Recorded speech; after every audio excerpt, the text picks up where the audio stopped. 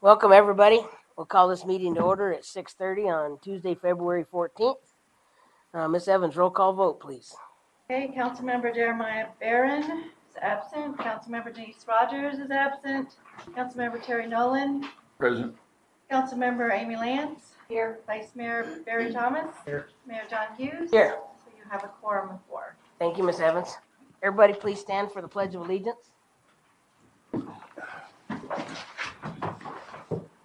I pledge allegiance to the flag of the United States of America and to the republic for which it stands, one nation, under God, indivisible, with liberty and justice for all. Please remain standing for a moment of silence.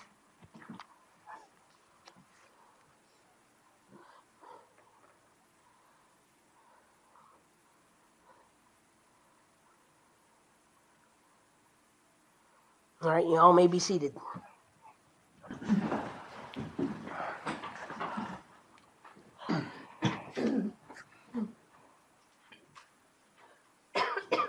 Council announcements about outside meetings and committees.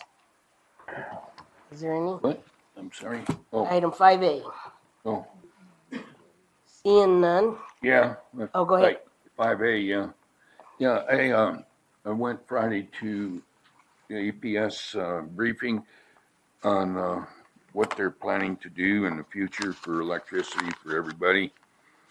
And it's kind of going to be equal amounts of coal and nuclear, very little bit of wind and solar because of the fact it's not steady. A lot of natural gas is mostly what it's going to be. It's really interesting how they do it. They got 1,000 acres of solar out just north of the Palo Verde nuclear plant. They got 1,000 acres of solar out there, and they're still putting more solar in and investing in it and everything. The thing is, they need to get the battery systems up and running so that the system will work for the solar that they got on that. Okay. Then I also went to Michael Lamar's reception. He's leaving town. He's the town manager for the city of Prescott, and we've worked well with the Quad Cities and doing stuff and getting stuff accomplished. So I represented Dewey Humboldt there, and he was glad to see me. Hadn't seen me for a while since I was there. Then another thing is this morning I went to a meeting for Matt Force, and there's some brochures back there for the public. This is 17 years. They've been in business 17 years, and this is a deal of what they've done in the years in the past and how they got started and everything. I asked about putting it on the website, but being as how it's not a government organization, that we can't have anything on the website that's not except government sponsored stuff. Anyway, they went through. They do parenting.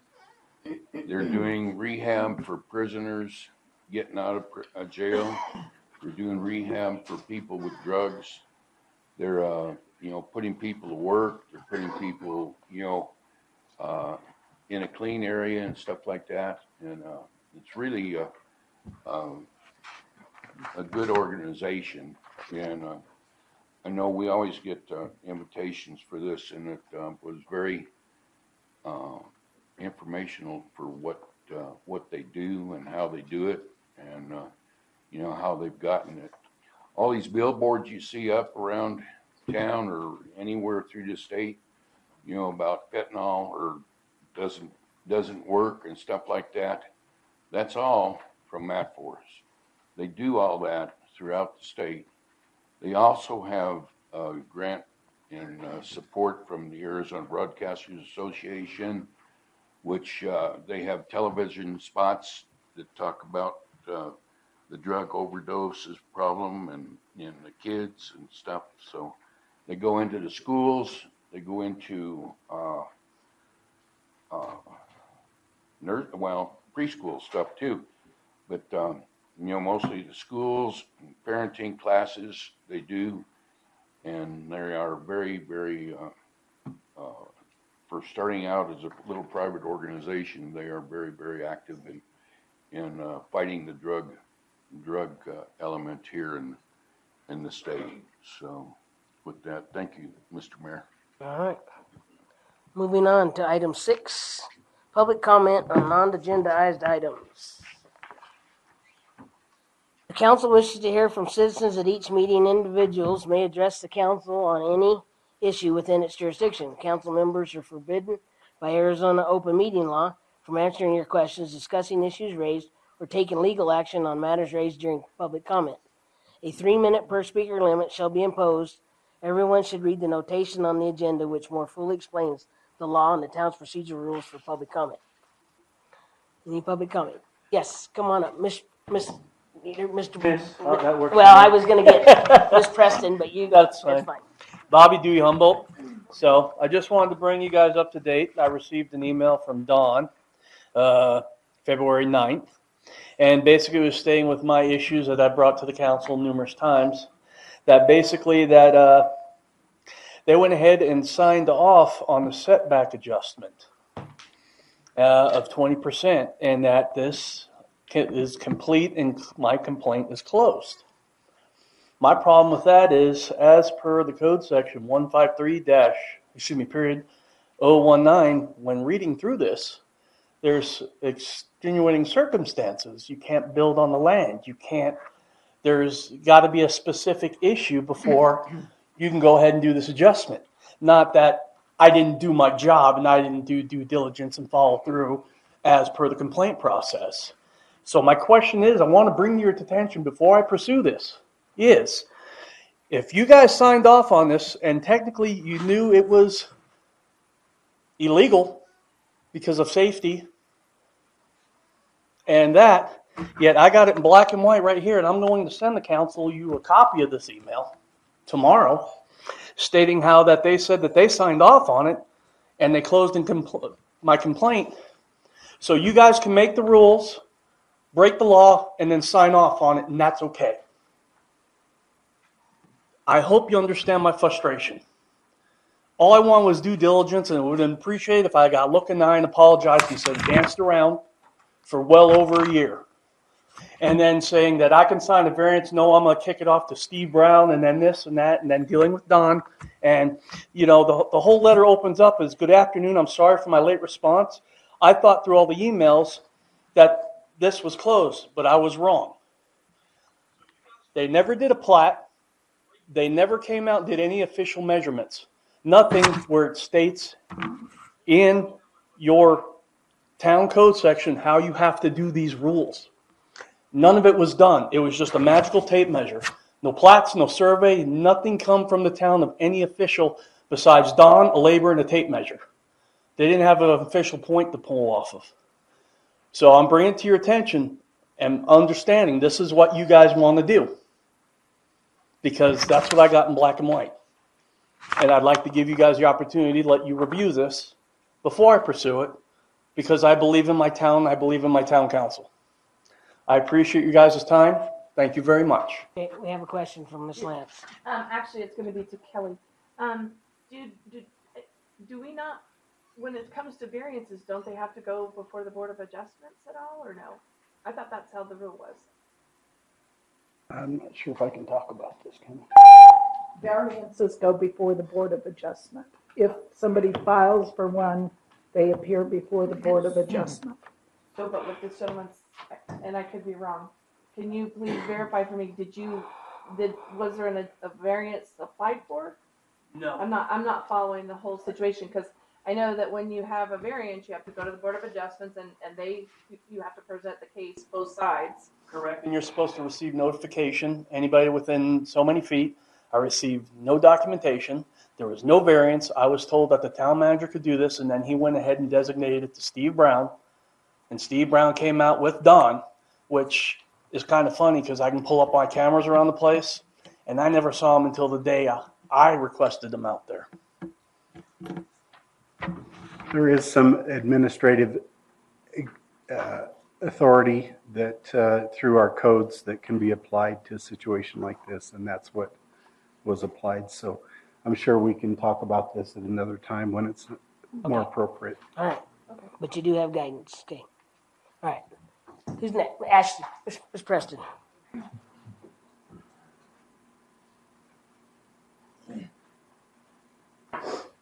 Ashley Preston, Dewey Humboldt. I just wanted to give you guys a brief update on a project I've been working on, for 6+ years now. In the packet I handed out, Denise, I don't think you got one. I'll get one to you if you want to see it. There's a cancer map in there that I completed over a year ago. I had offered to present this to the town council at the time, and it was denied based on the fact they thought it was just going to be pointing fingers. The other day on February 1st, I attended a conference call with 13 other people regarding this cancer map, which included the director and representatives from Yavapai County Health, 6 people from Arizona Department of Environmental Quality, director, project managers, 3 people from Arizona Department of Health within the cancer department. Who was not on that phone was EPA or a town representative or town attorney. She had been asked directly by Yavapai County Health in a meeting a week or so prior to that if she could help at all obtain the cancer information that Yavapai County is seeking. This is not just me. You have all these agencies now involved who are saying the reports are out. We need more information on what's happening in this community. So in that phone call, just a brief update, Arizona Department of Health did in fact pull cancer information for this area. The report should be released shortly. They had only looked at 3 different cancers. They missed most of the majority of cancers that were on our list. They were asked to go back and update that to include pancreatic and brain cancer. They did determine they had to look between Prescott Valley and Black Canyon City for new diagnosis. They did determine that entire area has a higher rate of cancer than the rest of the state of Arizona. Now, how do we limit that to just our area and the Superfund site? But what they also missed in this report is if you're a veteran and you go to the VA and you've been diagnosed with an illness, it's missed. If you have a primary doctor in Prescott, it's missed. If you go to your regular doctor here in Dewey and they say, I can't officially diagnose you with cancer, you need to go to Phoenix, and it's diagnosed down there, you're missed. You're not part of this cancer registry. It is new diagnosis from primary care doctors from Prescott Valley to Black Canyon City. So with that being determined and them still coming back with a higher rate of cancer, they're now looking into possible projects with U of A. If there's funding where U of A can come back and do an actual specialized study that could be used not only for our community, but other mining communities across. So that is part of the information that you will find in the packet. All right. Thank you. All right. Yes, Ms. Collins.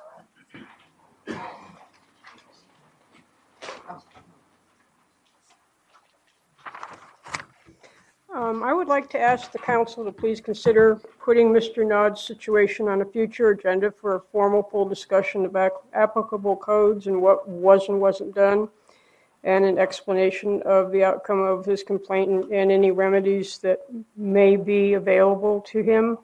It seems like there's certain people trying to just hide this under a pile of dirt. Thank you. Ms. Clough.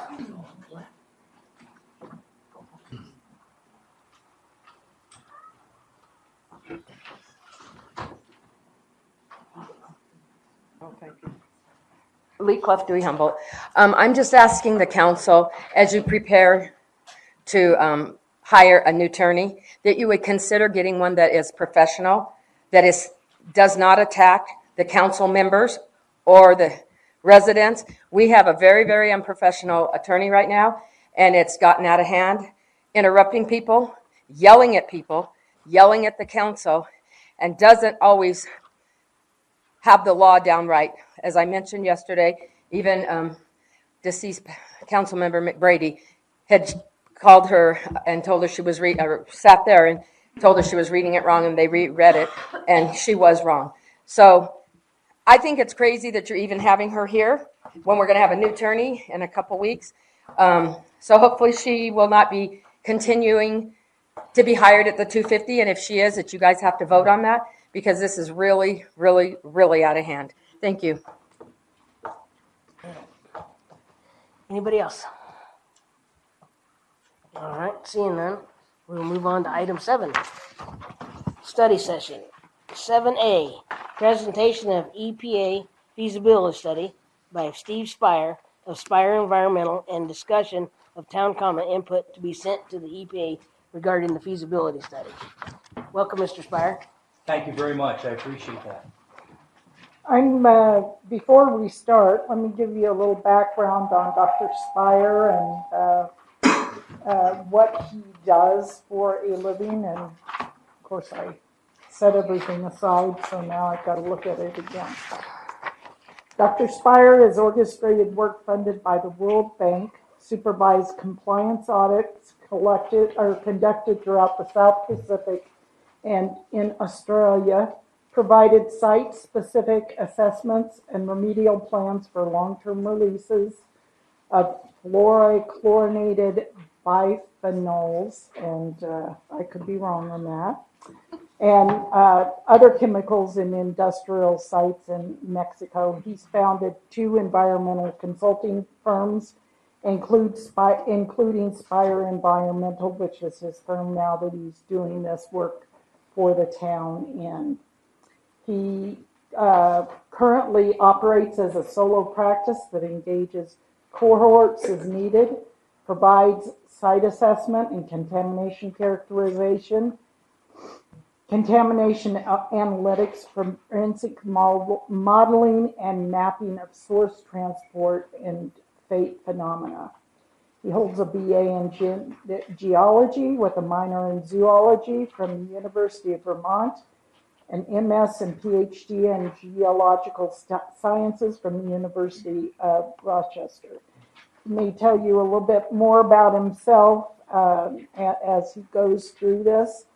And Mayor, I would just ask, I know that this subject is emotional and lots of questions about it, but if we could, we've only agendized a discussion on the feasibility studies. And if we can keep it to that, we'll get out of here at a reasonable time. But if we open up the whole subject, it'll be very difficult. And Dr. Spire isn't in charge of some of that. So I'm just asking that we be careful. Okay. Okay. I'm going to turn it over to you. Good evening. Happy Valentine's Day. I would imagine that this is not in the top 3 list. You'll have to, Mr. Spire, Given you'll have to go to the podium so people at home can hear you from the microphone. I'm sorry. Yes. You got the handheld microphone? All right. Can I be heard otherwise, though? Can I be heard here? My preference would be, unless there is out of the meeting individuals that cannot hear me, my preference would be to not be tethered to a microphone. I tend to walk. I promise that I will walk back in this area. Okay, so if I get up and personal, it's not my intention to be in your space. You'll have to use this then, so people at home can hear you. Yeah. Okay. Thank you, Mayor. Yep. I would assume that this is picking me up. You'll have to point it right at you. There you go. Yeah. There's so many rules with trying to get. Forgive me if I fail on one of these. I appreciate your grace. It's a privilege to be here this evening. I want to firstly congratulate the town council and the town for doing the proactive thing of hiring an expert. That seems like maybe what you had decided all along that you were going to do, but I want to tell you that it's not particularly typical. And so kudos, congratulations. As I said, it's my privilege to be here. My background puts me in a situation where what you are looking for is what I do. I've been doing it for 30 years. When I left the University of Rochester, I made my way as a professor at the University of Arizona, 1987. As a professor at ASU, 1990. I've not yet been a professor at NAU, but I'm still young at heart.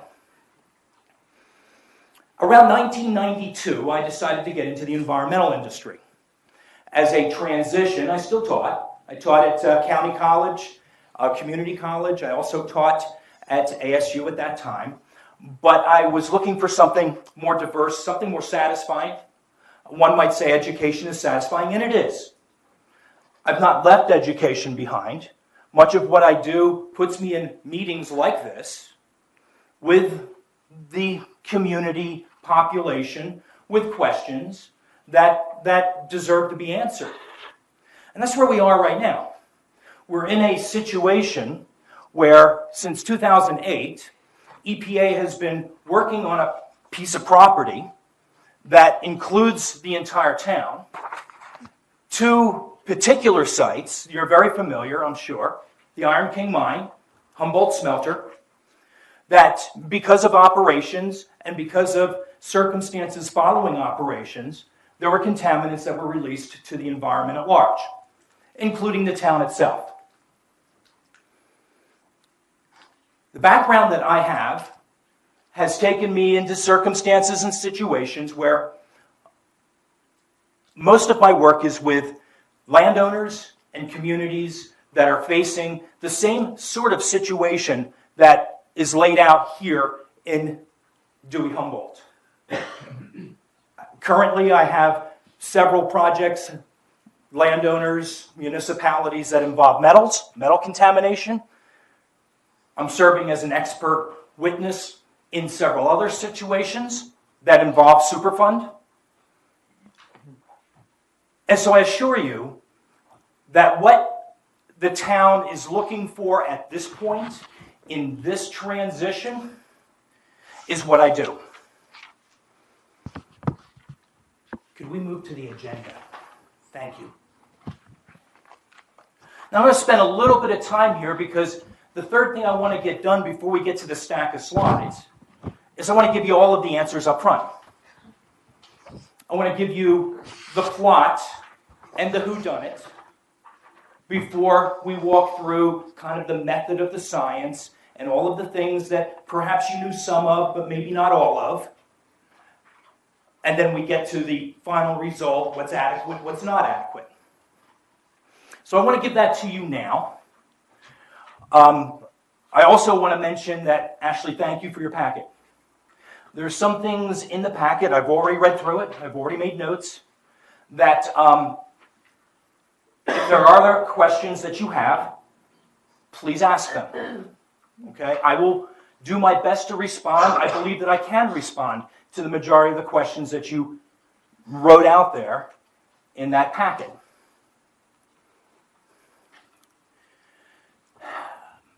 One of the things that I want to make sure is very, very clear. If there's any truth to the circumstances of where we are right now as Dewey Humboldt, it's this, that EPA has, through multiple consultants, worked across the Superfund site, has collected samples from multiple environmental media, and has identified contaminants of concern. Contaminants of interest become contaminants of concern, and have identified areas of concern in the greater town area. The point that I want to make sure is very, very clear is that some of the very valid, important questions that come along with a site such as the Iron King Mine Humboldt Smelter Superfund site are not questions that EPA under CERCLA can answer. That doesn't mean that they're not valid questions.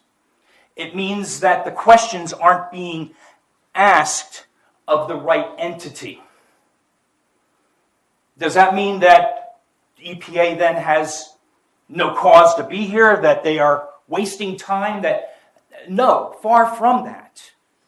Because there's two things going on here that we have to be very aware of. One is we've got contamination that needs to be cleaned up. Period. There's really no footnote on that. We know there's contamination. EPA knows that there's contamination. That contamination needs to be cleaned up. And EPA has access to the money, the funding, to actually do that.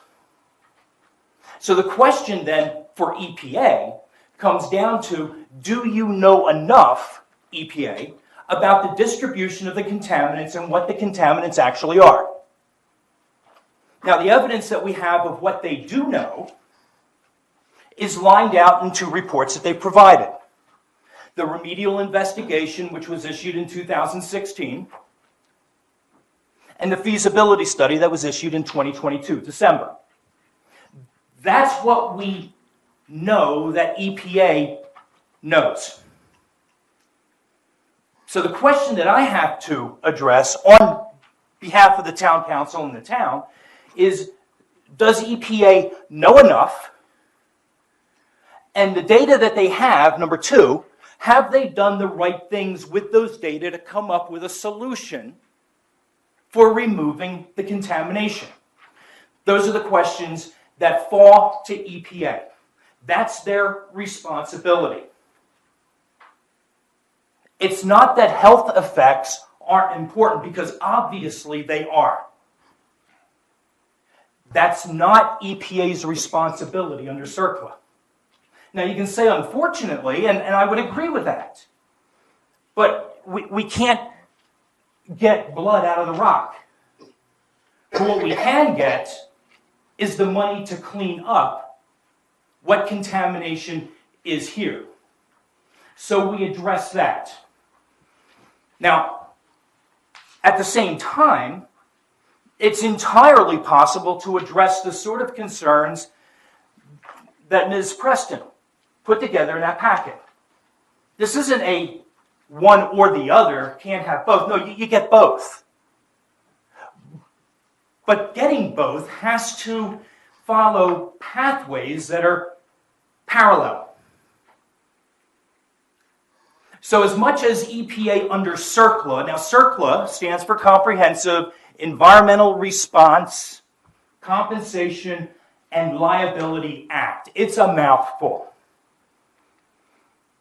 Usually what's important to EPA is environmental response, something that we're at least somewhat familiar with from EPA here, and compensation liability.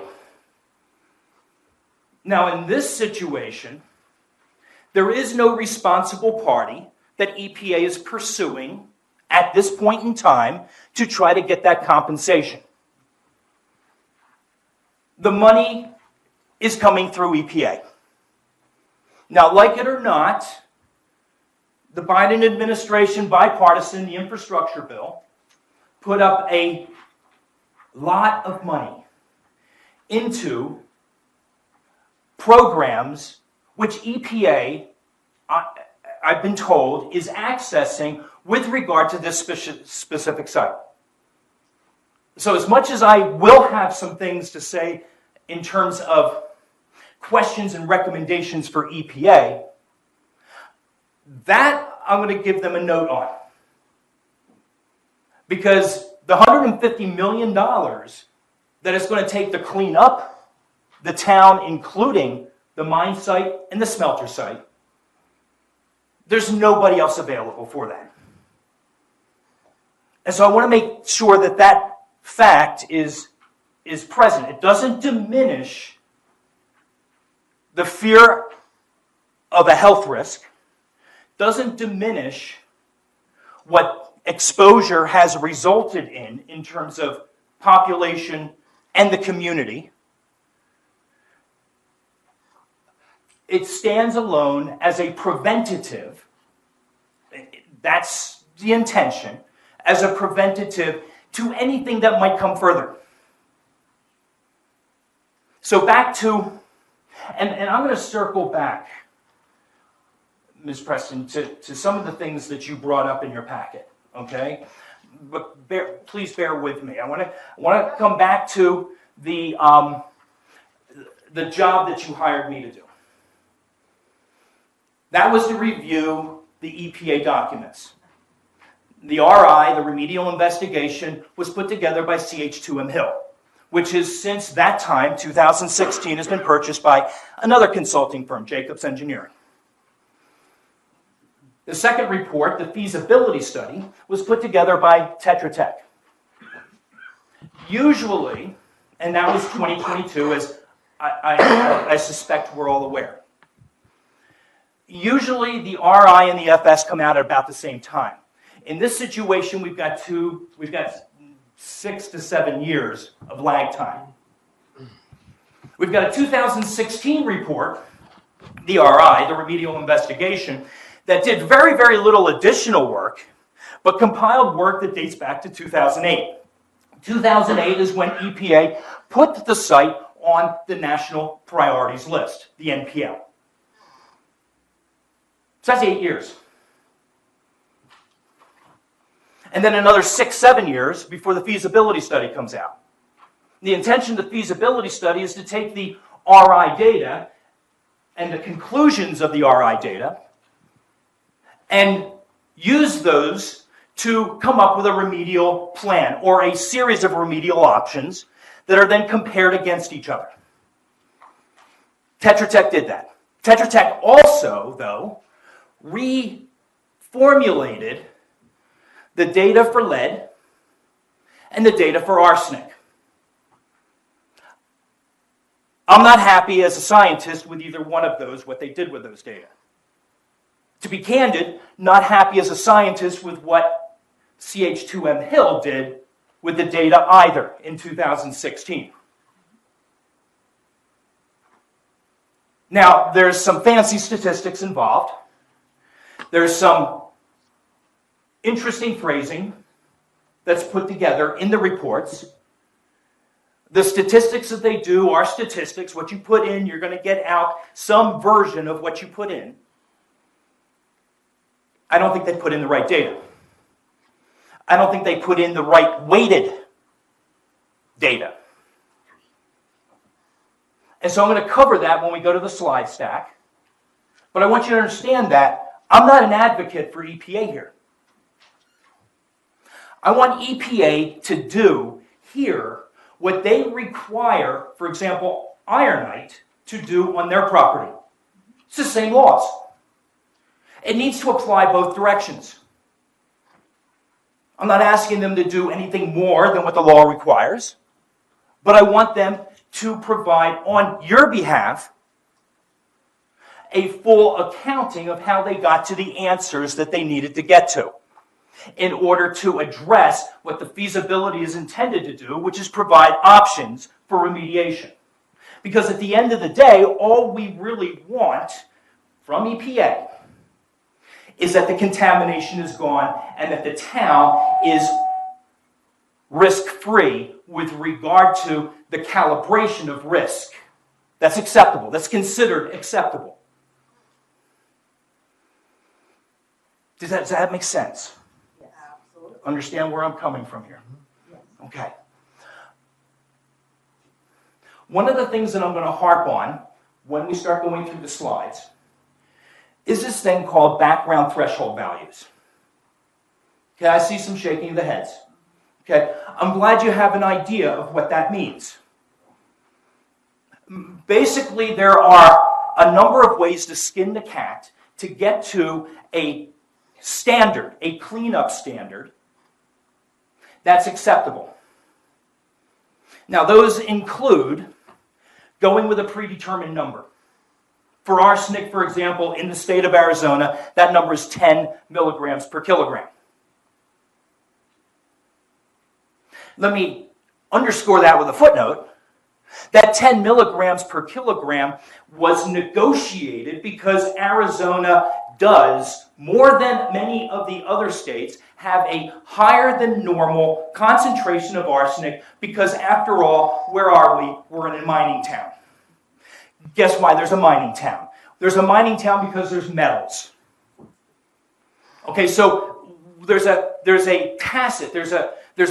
baseline understanding among the community that, yes, we get it, this is a mining community, but let's be fair, would be my response on your behalf. Let's be fair and just with how we determine what background threshold values are. And the 112 parts per million that was identified by CH2M Hill and the 92 parts per million that was identified by Tetra Tech, I do not believe are scientifically correct. Now that falls on my shoulders now to not just say that to EPA. Again, this is part of my role and my responsibility to the town. I have to explain why I believe that is true in a way that they can say then, okay, I see where you're coming from, Dr. Spire. I understand why you have an issue with these numbers. Okay, before I move on to the slides, I want to be very clear on something. It's not my intention to slow EPA down. The 150 million or so, whatever it comes out to be, that money availability has a clock on it. It's not a timer. We don't know when it's going to ding. Could be a year, could be a little bit more than a year. But And again, kudos to EPA because they would like to access that money. They don't really have an available fund otherwise to get this work done. So at the same time as I am petitioning to make sure that the numbers are correct that remediation goes down to, I also have to be very conscious of this time clock runs out. It doesn't matter what we say. Because now we're in the position of just mouthing everything. We're just talking. And there's no change. And so my intention, as much as emotions can and do in these situations run high, my intention is to not only not hold up EPA, but to the degree that I can help them. Help them get to the end zone. So that in a year's time, that money is firm. It's sitting in a bank. It's got Dewey Humboldt written on it.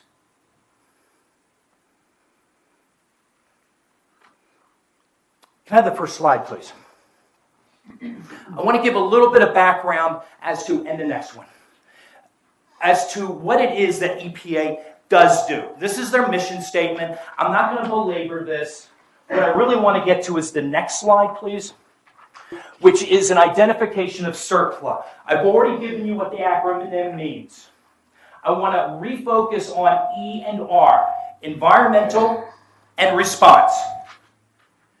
EPA's responsibility under CERCLA is to address contaminated environmental media. The determination of contamination is based upon modeled and accepted toxicological risk. This risk works into their calculations to come up with a remediation threshold. What do we want to take the concentrations down to so that we can call it good to go for 1, 2, or 3 reasons? I'll go through those.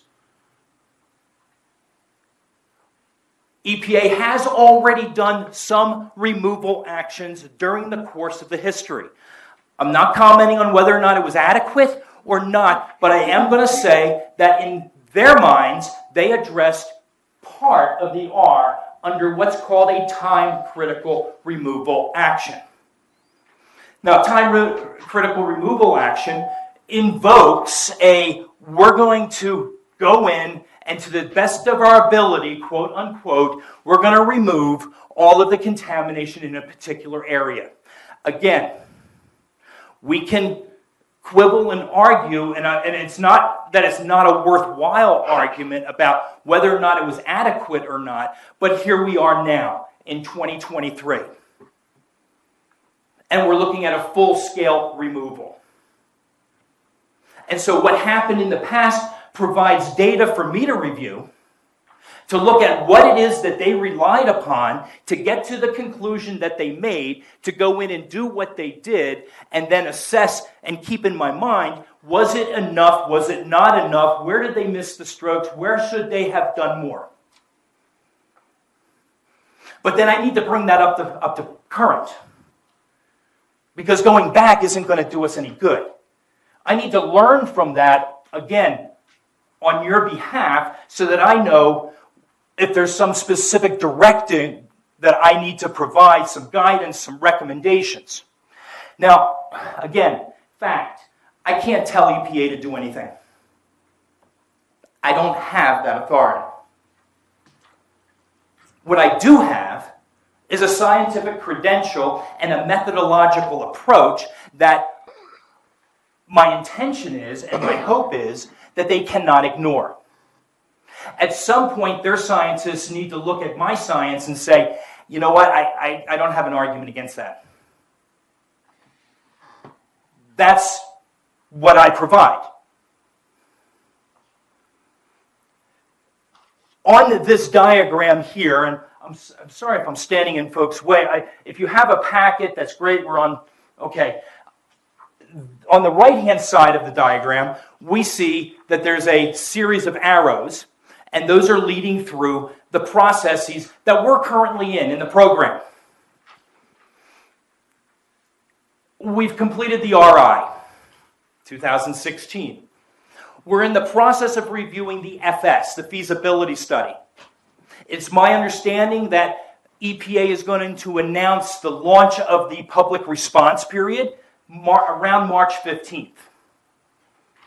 And that's going to be a 60-day period. I also understand that halfway through, approximately April 15th, seems to me something else is happening about that time. Oh, yeah. Around April 15th, there's going to be a meeting. EPA is going to be there. ADEQ will almost certainly be there. The meeting is to assess where the public, where you are with the process and with the understanding of what the feasibility study is saying will be done.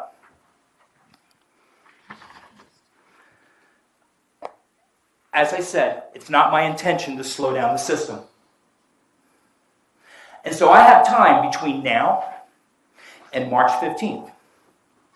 And during that period of time, I'm going to finalize my review, my investigation. I'm going to generate a preemptive report, a technical memo.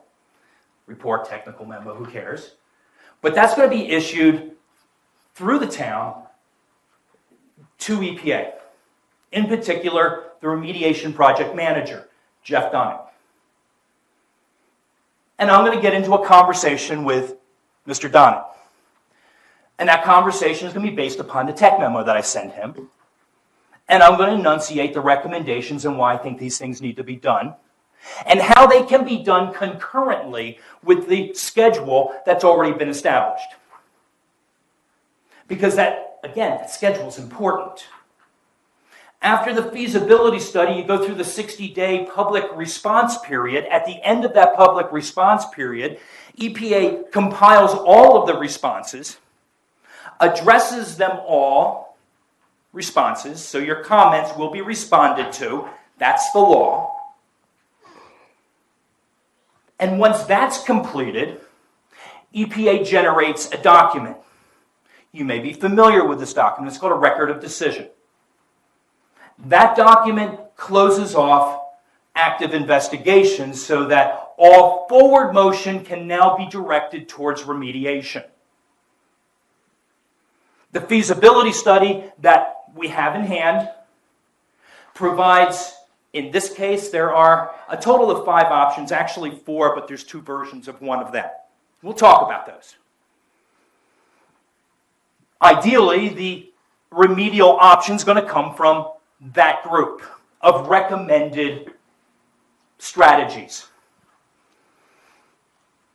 After the ROD is issued, and as the ROD is being issued, because it's possible to do these concurrently, there's going to be an engineering design put into place that identifies the remedial option that is most likely to answer the most questions positively, affirmatively. Those questions include benefit to the town, attending to the risk factors, overall cost, overall time required. And there's a whole list of these criteria that Tetra Tech took a look at, calibrated, compared, and they provide in table format. It's not really a decision made. I have a couple of recommendations. Those aren't for EPA, those will be for you guys. But I'll admit straight up, the recommendations that I have really are pending conversations with the town council and conversations with you. Because there's things about the town and its dynamic that I don't know, not nearly as well as you do. And so there's certain expectations and things that you would like to see happen. I need to know about those as I formulate a final recommendation.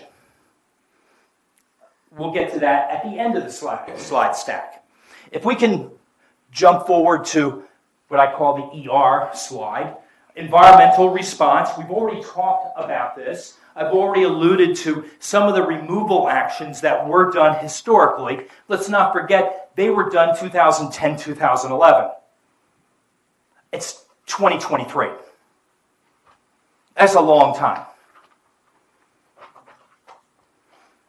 I do want to emphasize once again that EPA's focus is on environmental media, contamination of environmental materials that could be available to affect receptors.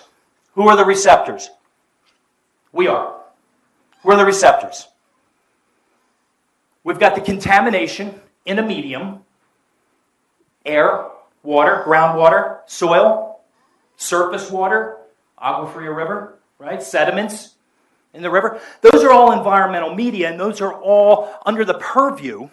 They're all the responsibility of EPA to make sure that appropriate target cleanup levels are identified, set in place, and that's what those media are to be cleaned up to. To give a little bit more depth to it, there are 3 risk categories. Again, some of you might know some of this.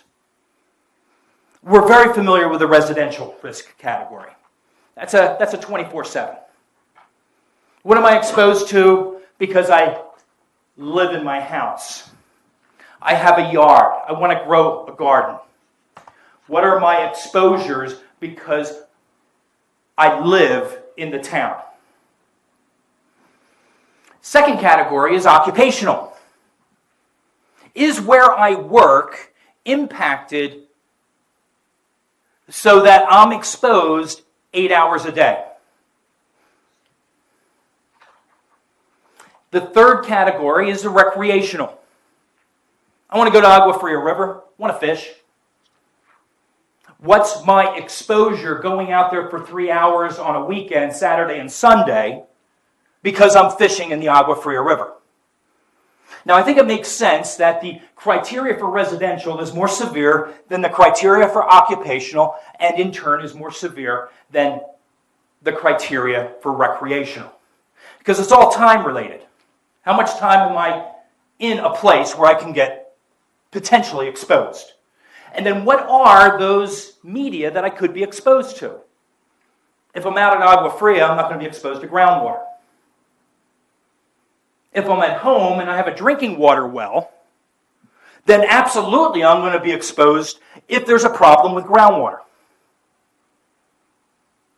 If there's a windstorm, a dust devil, whips off the top of the smelter, comes into town, what am I exposed to? Ambient air. What is it carrying? Fugitive dust. You're familiar with that? It refers to whatever is in the air and is coming your way because the wind's blowing your direction. And inevitably, you inhale. What is the carrying load of that fugitive dust? Can we go to the next slide, please? I've already talked about this. I'm not going to labor this. I want to make sure, though, that if we're angry, and there's good reason to be angry, okay, we need to make sure our anger is positive, if such a thing can be said, okay? Because negative energy, negative anger is going to result in a delay. And please believe me on this. The delay is potentially deadly. EPA should clean up as much as the law requires them to clean up under CERCLA. Period. My job is to make sure I define that in terms of CERCLA and their requirements, and if there's a disparity, if there's a difference between what they're saying they're going to do and what I believe, based upon science, they should do, that's my job to bring that to their attention. And show them in a way that cannot be refuted that the numbers I'm providing are the numbers, or a version of the numbers they should be using. Can we go to the next slide, please? Okay, so we're going to get into the guts of it. And I'm going to try not to spend a whole lot of time here, but please, if there's something you want to see or ask a question about that you see up there, just throw me a nod, okay? And we'll hold up there. I want to make sure everybody understands the basics of where I am here. You should have available packets so we can walk through. I don't read from my slides. So if I miss something, but you see it on the slide packet, and you say, Steve, can I have a little bit more information about this? Let's do it. Okay? Don't want it to get unruly, but I also want to make sure you guys have the information that you should have. Can we go to the next slide, please? Okay, what I've completed. All right? I'm not quite done with my complete assessment. I prioritized it. I prioritized my investigation based upon what I felt was where the most risk potentially sat. And so I started there. And that put me with ambient air and soil. Those are the two places I started my investigation. I've got a pretty good sense on where groundwater wells are, okay, but I have not done as much as I will do with the data from those wells. I need to look at those data a little bit more. Likewise, I haven't spent quite as much time with surface water or the sediment. I put that at a lower priority because the majority of that's going to be recreational, and we've already talked about the 3 risk units, and I, again, didn't know how much time I was going to have because I didn't know when the foot was going to fall with the 60-day response period. As it turns out, I've got some time, and I'm going to go back to those, but I've pretty much completed ambient air and soils, and I spent a lot of time on soils. It probably makes sense to you that at the end of the day, the thing that drives all of the money is the removal of the soils. When we talk about millions of cubic yards of soil waste being removed, we're talking about soil. Now, and thankfully, when the soil's gone, the ambient air problem's gone. In theory, that's the way it should be. Okay. Next slide, please. So here is just a broad brush of the different environmental media. We've already talked about them. I'm not going to spend a great deal of time here. I do want to mention that somewhere around 9,500 soil samples were collected. And I want to tell you, that's a hell of a lot. Okay, that's a lot of soil samples. Now, we can argue whether or not the soil samples were taken in the right places or not, but on the surface, that's a lot of soil samples. Now, I will tell you that there is rumor, and it's, I hate to use the word rumor. I have heard word from EPA that they're intending on doing some additional sampling. And they're intending on doing some add-on removal in residential areas. Okay, good, kudos. I like to hear that. I don't know where it's going to be. What I would recommend is one of my recommendations to the town is that you have me or somebody like me looking at their sampling plan. Don't let it get to the point where they've already collected the samples and you're trying to backtrack. Way too late. They already feel like they've done their duty.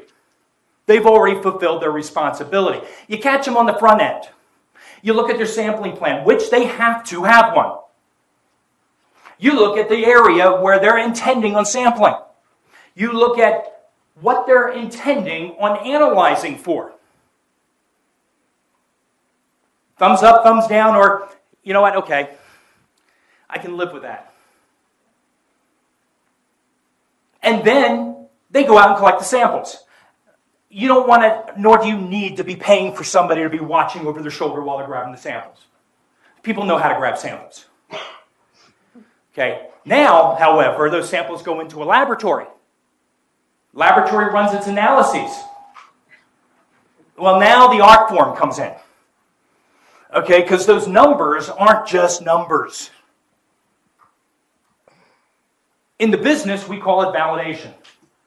The data, every number needs to be validated.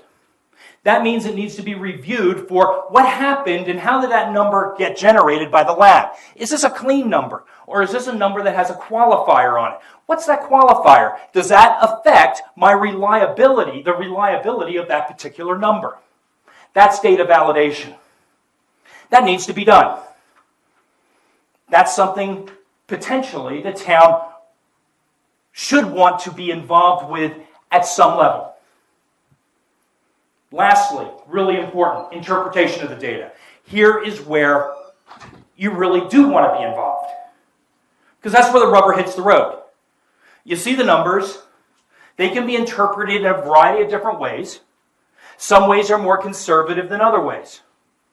You want somebody reviewing those numbers that knows what they're talking about when it comes to exposure after the fact. After the removal's done. What's the potential for exposure after you remove it? Can we move to the next slide, please? Air. Let's talk about air for a moment, and then I'll tell you my problem with the air data. Okay, here's a series of windrows diagrams. Windrows diagrams, okay, so there's slices of pie, right? The slice of pie, the point points in the direction that the wind's moving. So you know how to read this, okay? I want to make sure everybody's on the same page. As you move out from the center of the pie, intensity of the wind. Width of the pie, slice. How much time was spent it blowing in that direction? Okay, now you know the basics of windrows diagrams. 2008 to 2009, 1 year of data. That's my first criticism. It's not an adequate crosscut of what happens over 20 years. Okay, now you can develop a model that extrapolates it, but you're limited in your model to what you found in the 1 year that you're basing your model on. Your model's not going to make stuff up. It's simply going to say, well, here are the parameters, so we can go 20 years, and it's going to look something like this. Can we go to the next slide, please?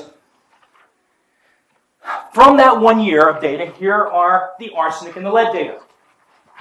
I want you to notice a couple of things here. One, there are 4 locations where they were collecting the data. They've got background data, they've got Humboldt in-town data, they've got the Humboldt smelter, and they've got Iron King mine. They also placed, in addition to the air sampling locations, they had a weather station for that period of that 1 year. Yes, sir? Finish your statement, then I have a question, because you're right on what I was getting ready to ask. Okay, all right. Maybe we can segue, okay? We got our thing going here. Okay, so I want you to notice here this green line, and I want you to notice the purple line. Those lines are important because those lines are telling you what's acceptable and what's not acceptable. Okay, below the green line, acceptable. It's there. Okay? Above the green line, now we're into an area where EPA's own screening levels indicate we might have a problem. So we see with lead that we're pretty much low. And again, realize this is not soil, this is ambient air. Except we get the Humboldt smelter. And the Humboldt smelter is bleeding lead into the air. Now I want to go back. We have 4 sample locations for the entire Superfund site over 1 year. Arsenic. Well, arsenic's a problem child across the board, and we're going to talk about that a little bit. Okay? Because even in background, arsenic spiking both the minimum, this is the minimum, this is the maximum. Okay? Chemicals of interest are based upon consistent exceedance in the minimum and consistent exceedance in the maximum, and the consistent appearance of that chemical, metal in this case, in your list. Yes, sir. So my question would be then, you're talking about the air samples. When they did the air samples, I just wanted to make sure they used something similar to, say, like Maricopa County does with the dust particulates. It takes a physical sample of the air and then they analyze it as opposed to just giving you a wind direction and then coming up with a hypothesis. They do. So the samples are taken correctly. Okay, so they did. Okay, so they use a Suma canister. Thank you. Okay? Yes? When you say they're taken accurately, we were informed that the wind doesn't blow a certain direction up here when we all know it does. And that was in the report. So I have a hard time believing the accuracy. Well, let's roll back. You're talking 2 things. One is the accuracy of the sample. Has nothing to do with the wind direction. Okay? You can collect sample in this room. Do it all the time, indoor air quality. Use the same material container that you would outside. Okay? I've done them both inside, I've done them outside. And so they did that correctly. They used a Suma canister, 4 liters, I believe, over a 24-hour period. And they did that several times during the year. Now, the other question is wind current. So let's go back to my original statement, 2008 to 2009. They've got 4 locations, they've got 1 weather station, and they're monitoring wind current. Is it adequate?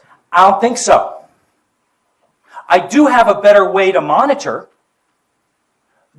There's 2 problems with not having the right data here.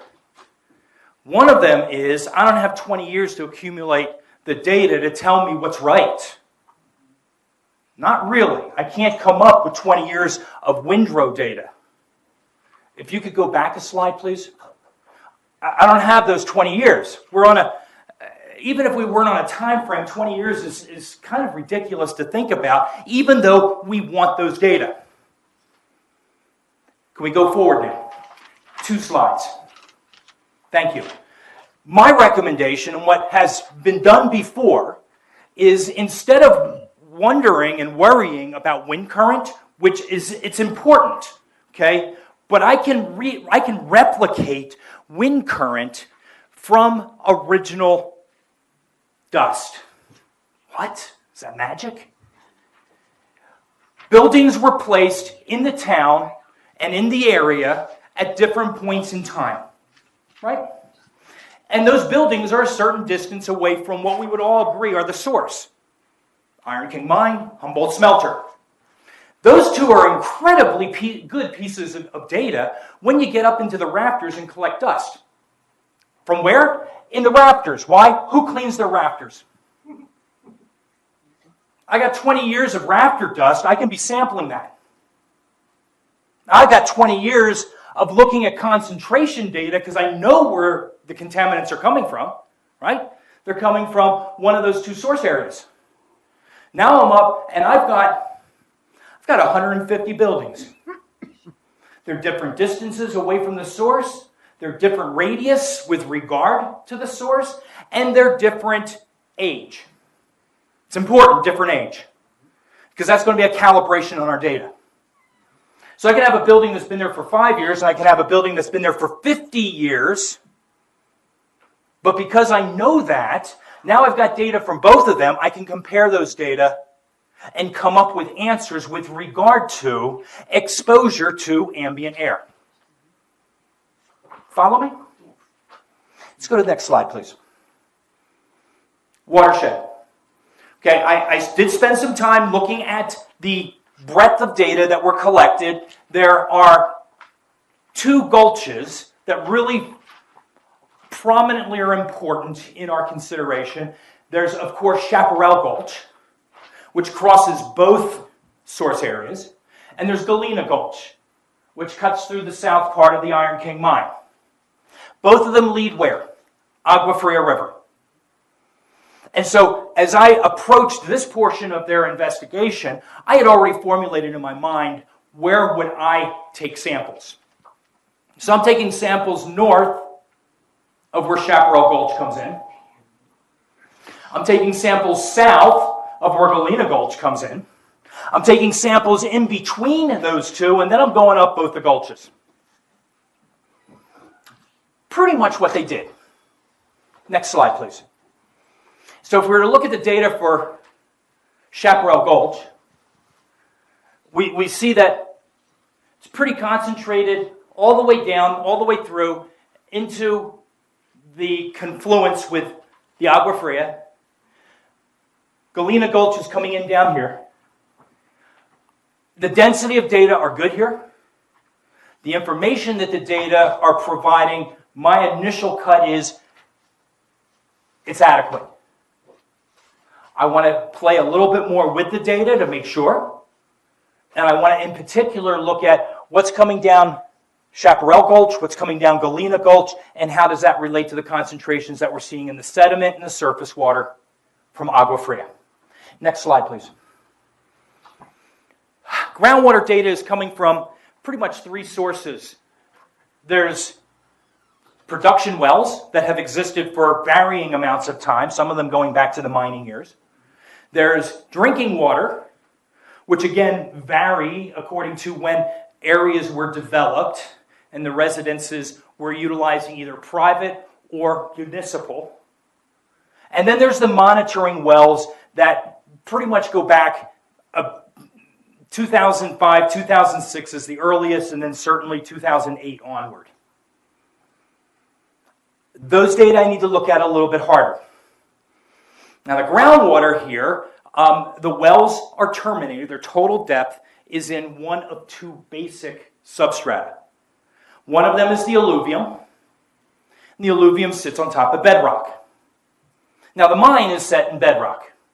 That's why the mine was there. We know where the ore body is, what was going on with the ore body, the framework that went into the mine, all of that, their intersection with the aquifer in the bedrock.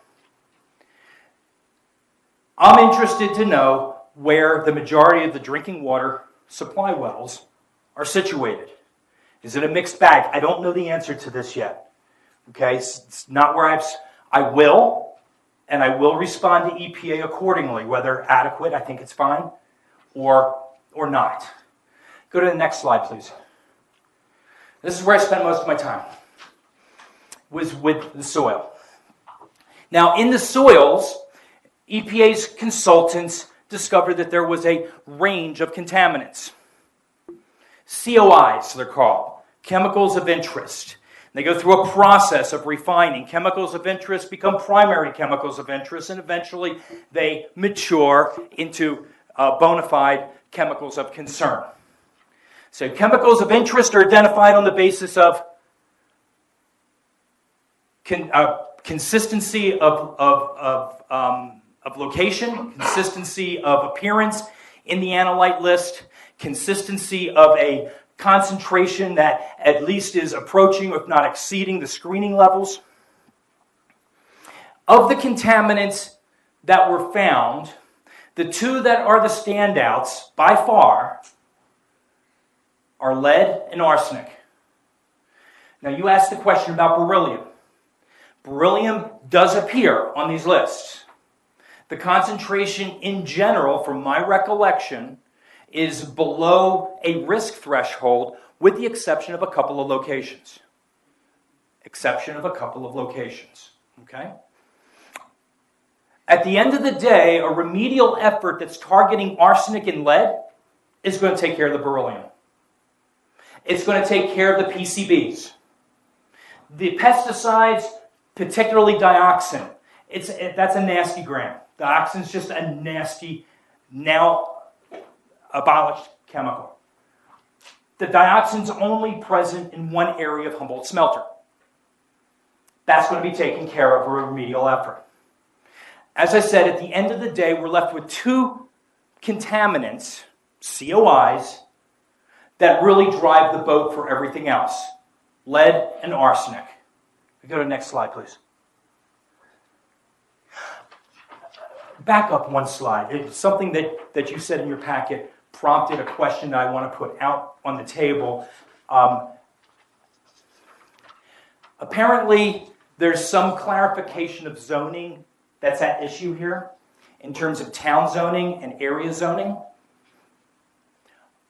I will need some help to make sure I know what the current approved zoning is and what it has been. Because the zoning gets back to our three levels of risk. Residential is different than commercial or occupational, is different than recreational. And if there are properties that are understood to be commercial by EPA, but they're actually residential, that's a problem. I'm not saying that that's true. I got to see the data. I got to see the information.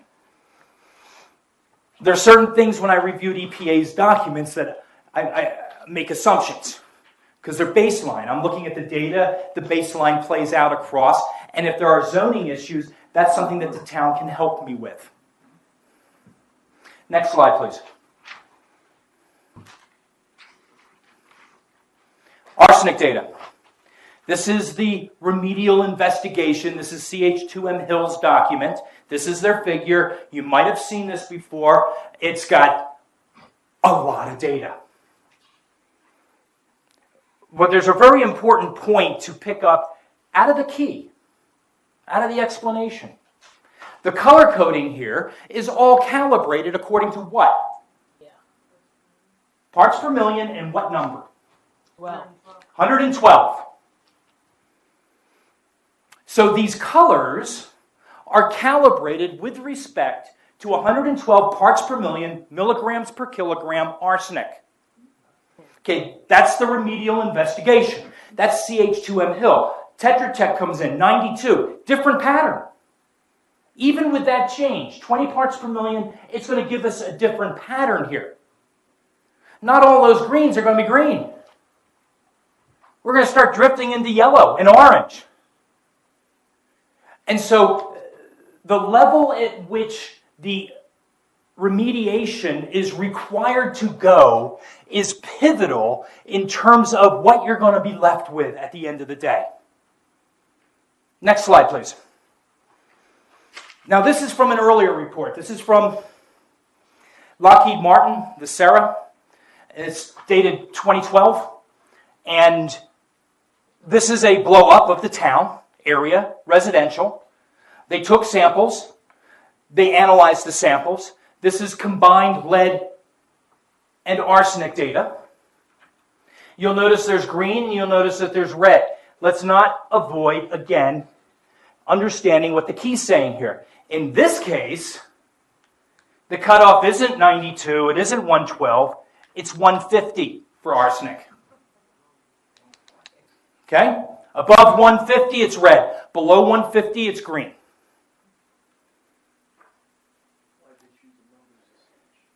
Good question. I'm going to come back to that. Okay? I'll circle back to that. Give me a couple of slides. Yep. Next slide, please. So all of these data are compiled.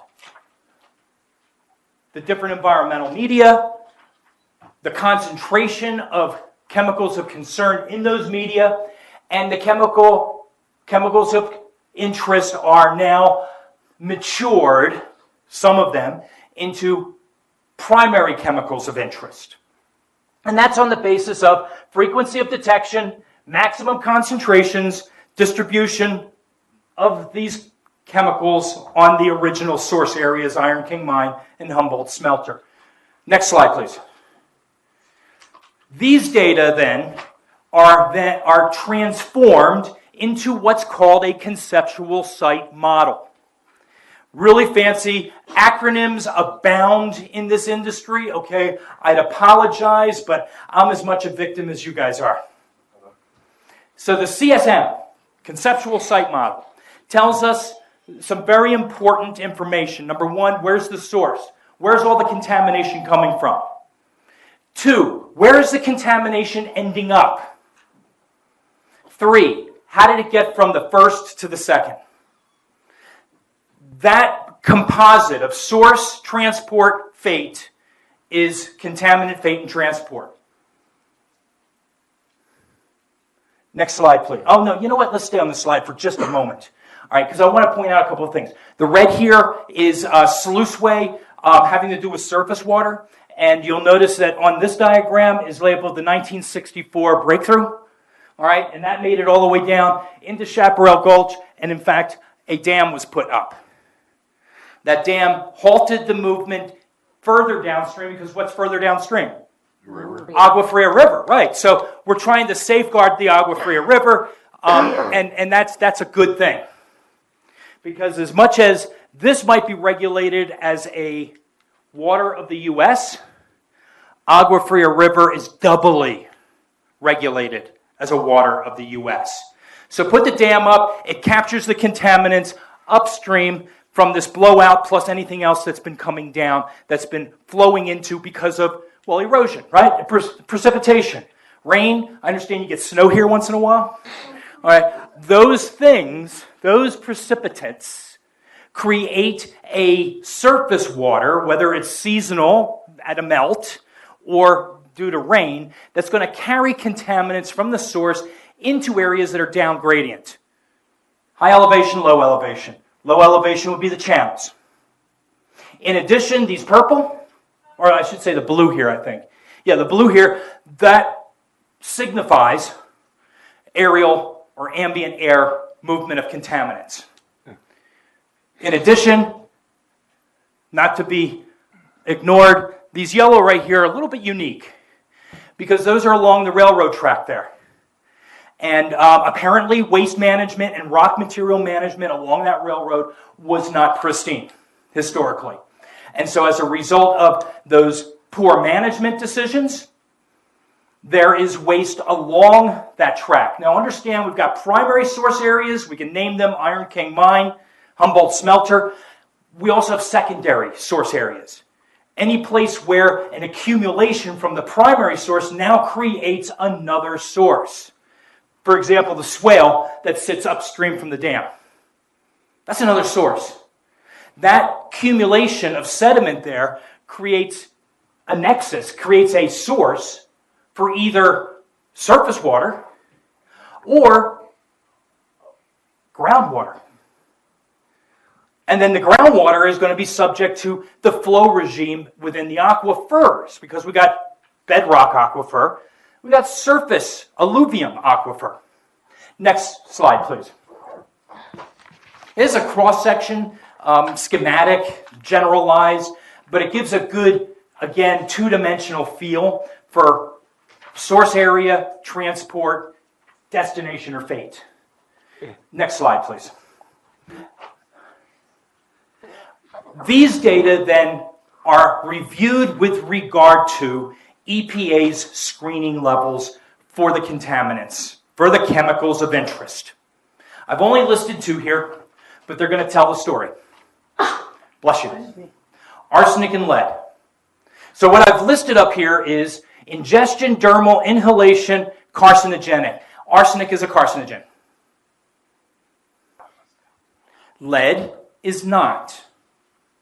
Doesn't mean it's not as quote-unquote bad. It just means its badness is different.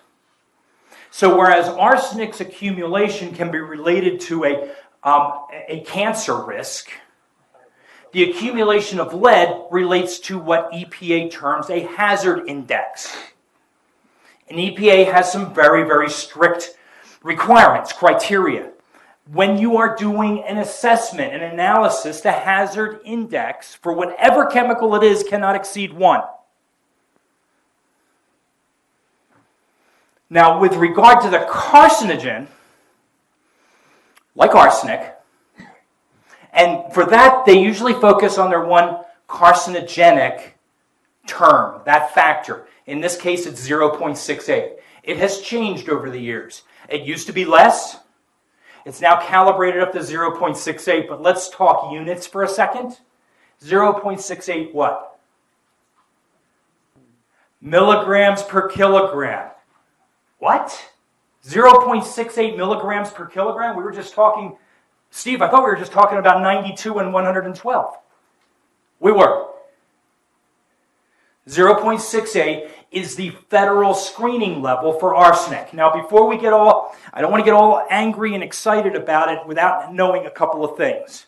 Remember, the state of Arizona negotiated a 10 parts per million predetermined remediation level. Now that's for residential and non-residential. It's almost unique throughout all of the chemicals listed in that particular statute. Most chemicals have a residential that's much, much lower than the non-residential. Why? Residential versus occupational. Remember we talked about those risk factors. In this case, 10 milligrams per kilogram, 10 parts per million is considered, we're not going to budge on this one way or the other. It's going to be both residential and non-residential, period. Mr. Spire? Yes. I have an emergency I go to. The vice mayor will take over. I'm sorry. Oh, it's very nice to meet you, I Mayor. love the conversation. We'll carry on later. Okay, thank you very much.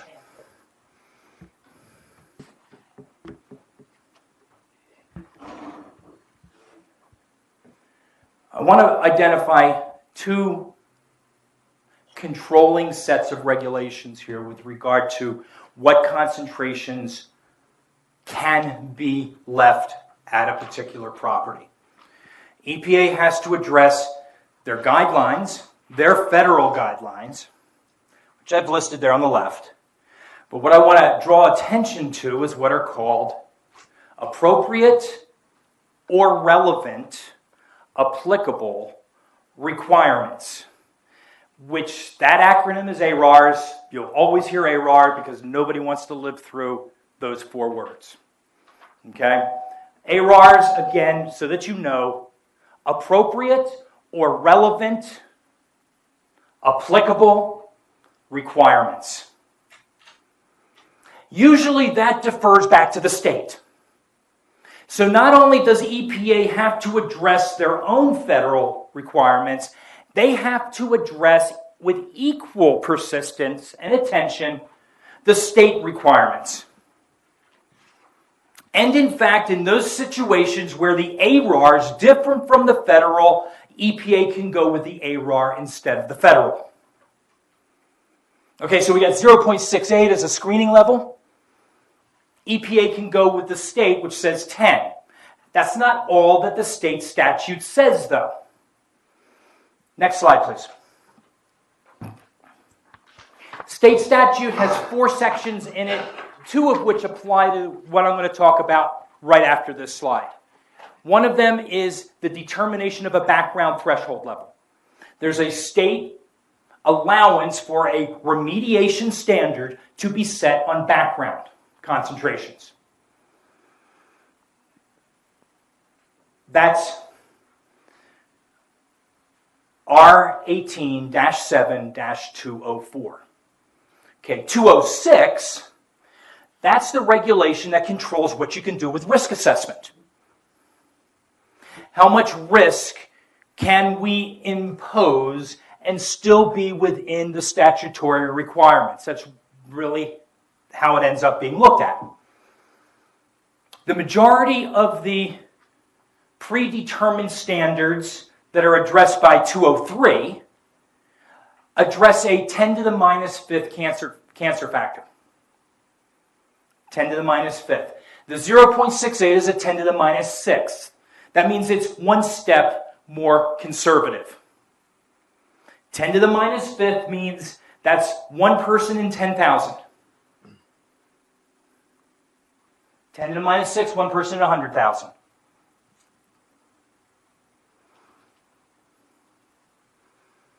Under 206, there are certain requirements that need to be met.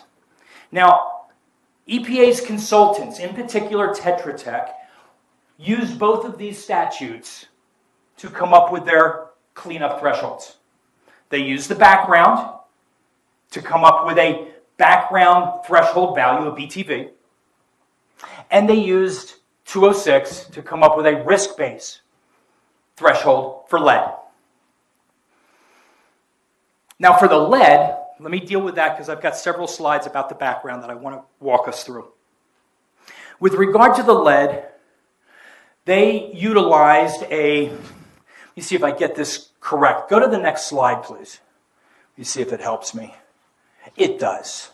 Exposure, uptake, biokinetic model. So it's an integrated exposure uptake biokinetic model.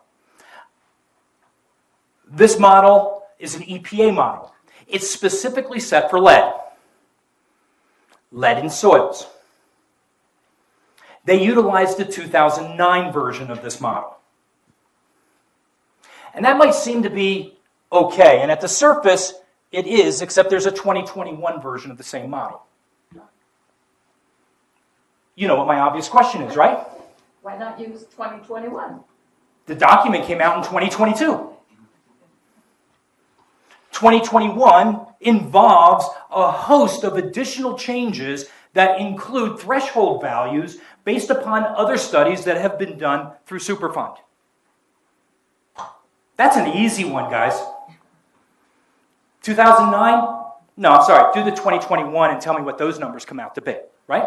But before you do that, one of the things that I want to know from EPA is why did they not use the predetermined remediation value of 400? The state remediation, soil remediation level in residences is 400. Why not use 400? Equally valid, a lot more conservative, since you went to such a great extent with arsenic for background, why not use the lead background, which is 35? Now, I can raise these questions, and I will. At the end of the day, I really want to see them use 400. 400 is what the rest of the state uses. It addresses hazard index 1.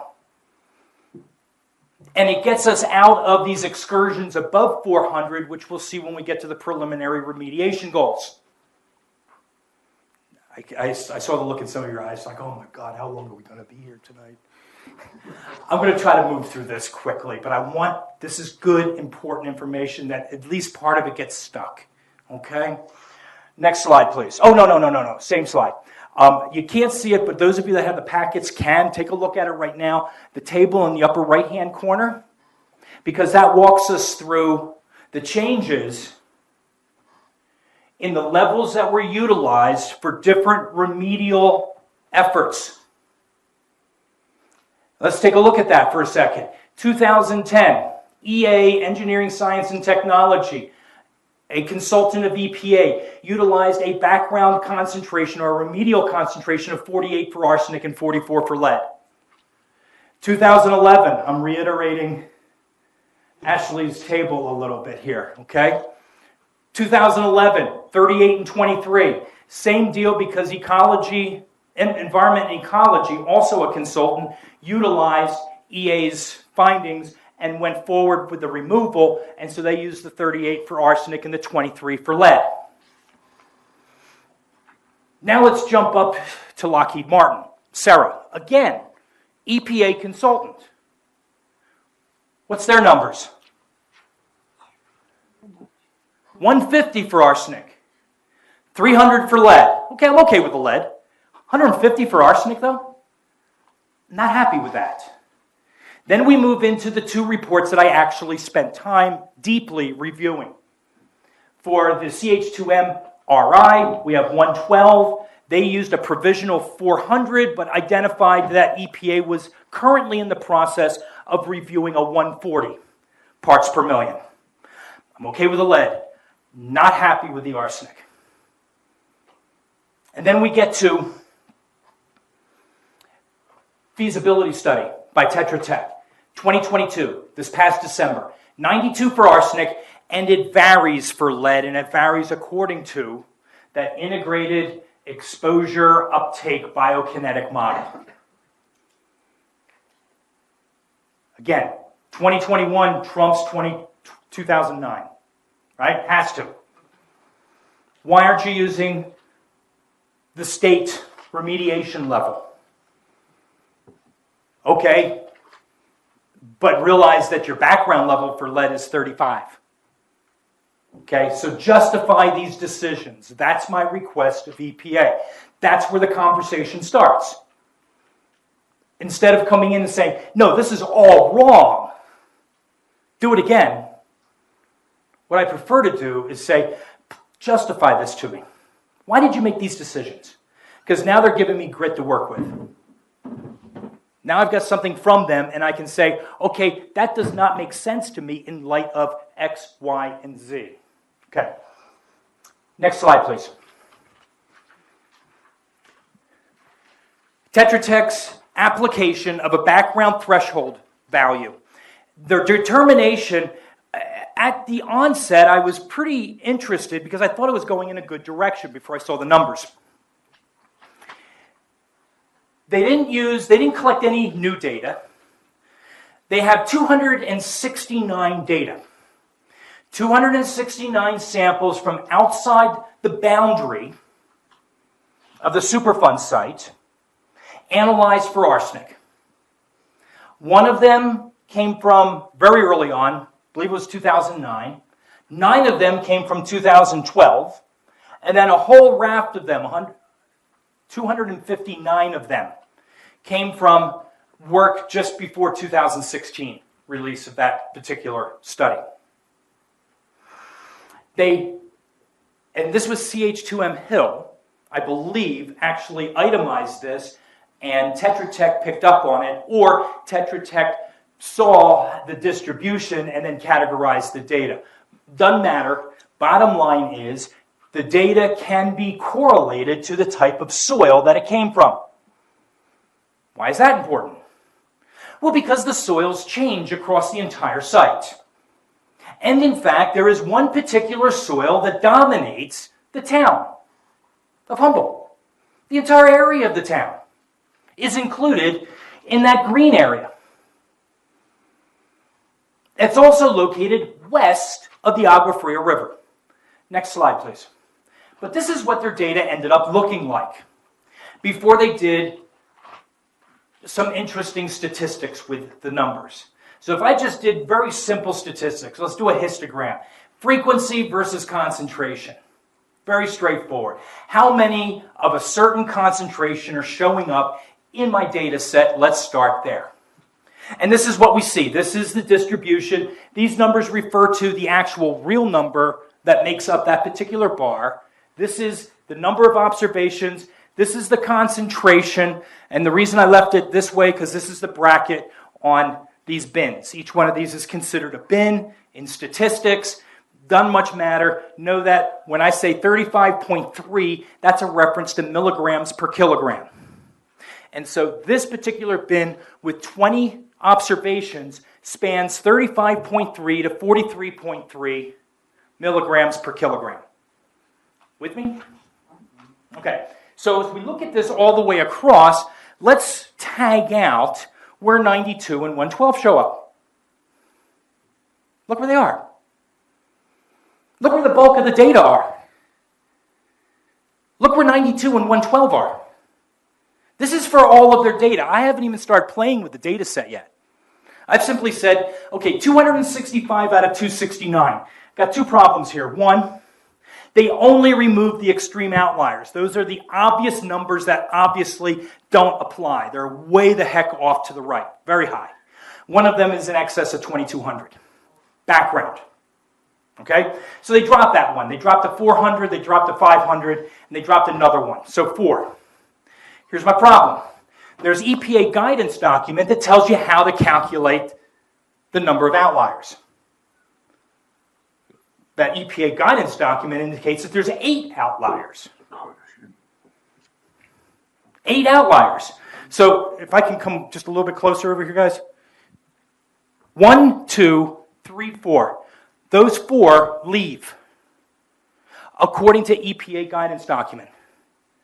So that's 4 plus the 4 that were the extremes. That makes the 8. With me? I take those numbers off. The histogram plot looks very different now. And I still have done nothing with the data. But what I have done is I've made these two numbers highly questionable. 2, 3, 4. I've taken off everything from 112 above. So how can 112 be the background value? Okay. They did something else, Tetra Tech did, and I'm going to say it because you'll probably never hear this phrase again in your entire life. Voronoi tessellation. Now there's a 50-cent phrase. It's a very interesting statistical calculation. But it didn't do what I think they thought it was going to do for the data. There's one cardinal rule with sampling. Think back to that slide that I had of the streets with the arsenic and the lead. And I said, okay, 150 was the cutoff for arsenic. Remember that?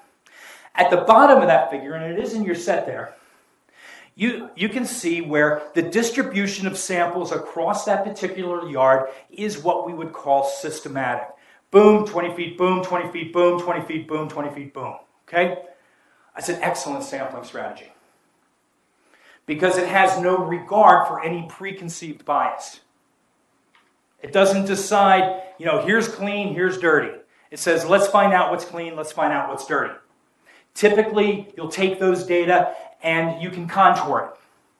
Okay, where's the highest concentration? How does it fade out from there to being acceptable? You go to the north side of that particular same diagram, where the red is, and you see the samples are all kind of boom, boom, boom, boom, boom, boom, boom, boom, and they're all red. In my opinion, not the same sampling plan. In my opinion, not as good a sampling plan. And here's why. And this is what they're trying to do with the Voronoi tessellation, I believe. They realized that the sampling over 3 stages for the background was everywhere. And one of the keynotes, cardinal rules for sampling is representativeness. A lot of syllables there. But you get what it means. It means, the samples from the area need to represent the attributes of that area. There are 2 ways to get that. Random sampling or systematic sampling, which actually in terms of statistics is a random sampling style. So for example, and I've done this, I've done it 10 times if I've done it 25, okay, with different projects. You grid out the property. All right, north, south, east, west, where the grids cross, where the lines cross, that's a sample location. Statistics says it's acceptable to sample 30%. Typically, I do 40, okay? But 30% is acceptable, and you can run statistics on that basis. I'll do 40. The systematic that we saw at the south end of that particular figure, that was 100%. That's as good as it gets, okay? All right. What they did here was they had all of these samples, and then they figured we can use the statistical protocol to standardize all of these samples to areas that are dependent upon where the other samples are. And so this geometric mosaic occurs across all of the area that they were sampling. And the area, and this is where it went wrong, in my opinion, the area was then used as a weight on the datum. You follow me? So if I have an area that's 2 times the size of another area, the number that corresponds to that 2 times the size gets double weight over the first one. From my perspective, I got 265, actually 261 data. Let's get rid of all of the outliers. 261 data, I'm pretty happy with that, especially because I'm going to do this next thing. Let's go to the next slide. I'm going to break it down according to the soil type. I'm going to pull out the soil type so that the data that were collected from this soil type, that soil type, this soil, I'm going to pull all those apart. And I'm going to look to see what is the distribution in those, and I'm going to see if that tells me a target that I can then use for that soil type as it occurs within the Superfund site, right? I'm outside the Superfund site. I've got the soils, same soils that are inside the Superfund site. I'm going to grab the numbers from outside and tell me that's the background. That's what we should be looking for inside the Superfund site. With me? Next slide, please. And this is just a quick restatement of what we had before, the green and the red, right? 112 is the cutoff. I turn it to 92. Number of greens go down, number of reds go up. I change it to 40. Yeah. Go to the next slide, please. Here's where the rubber hits the road with this particular aspect of my investigation. These are my graphs. I pulled the data for Balon. Balon soil is the green soil. That's the soil where the town is set. Look at the bottom graph, because the bottom graph is from locations located west of Agua Fria. What's the high number there? Can you pick it out? Can you see it on your diagram? High number is sitting right here, 37.9. Let's call it 38. 38 what? Milligrams per kilogram. What? Parts per million. That's Balon. That's where the town is. That's based upon background from outside the Superfund site. That's my high number. I can't even plot 92 or 112 on that graph. Now you look at the upper graph, that's Balon from east of Agua Fria. And this is where it gets a little strange, because look at that distribution. It's an odd distribution. It's like all over the place. There is no real pattern to it. And I can calculate a mean, but it doesn't mean anything, because the samples go from low to really high, and in fact, on this scale, I have at least one of the outliers that were not identified and taken out is in this data set here.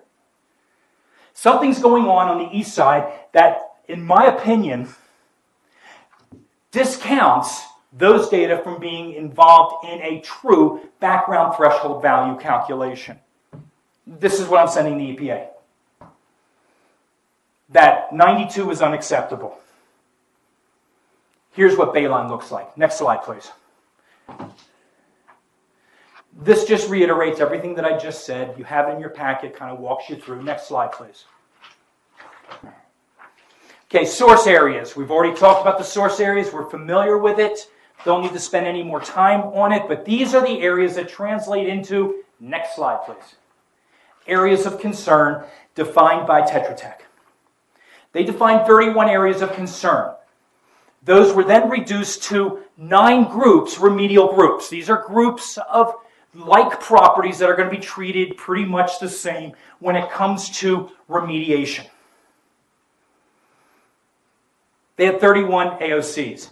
They only dealt 30 of them into remedial groups. They left this area out.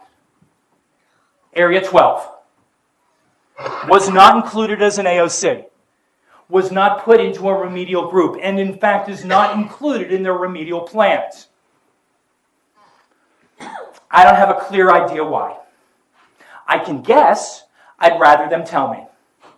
I want them to tell me, why was it that you decided not to clean up area of concern number 12? My guess is that it has to do with the calculated background threshold values. I think it goes back to that. I think they're going to say that the samples that they got in area 12 did not exceed 92. Next slide, please. These are the preliminary remediation goals, or PRGs, acronyms, right? Preliminary remediation goals according to remediation group. Remember, there's 9 of them.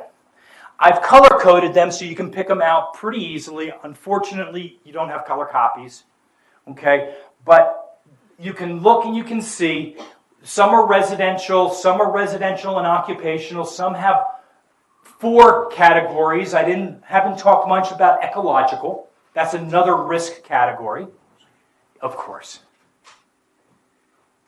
I particularly am interested, though, in the residential and the occupational. You can always find which ones, even if you don't have the color code, are residential because it'll say 92. None of the arsenic goes below 92. The other thing that I have a question about is how lead is treated here.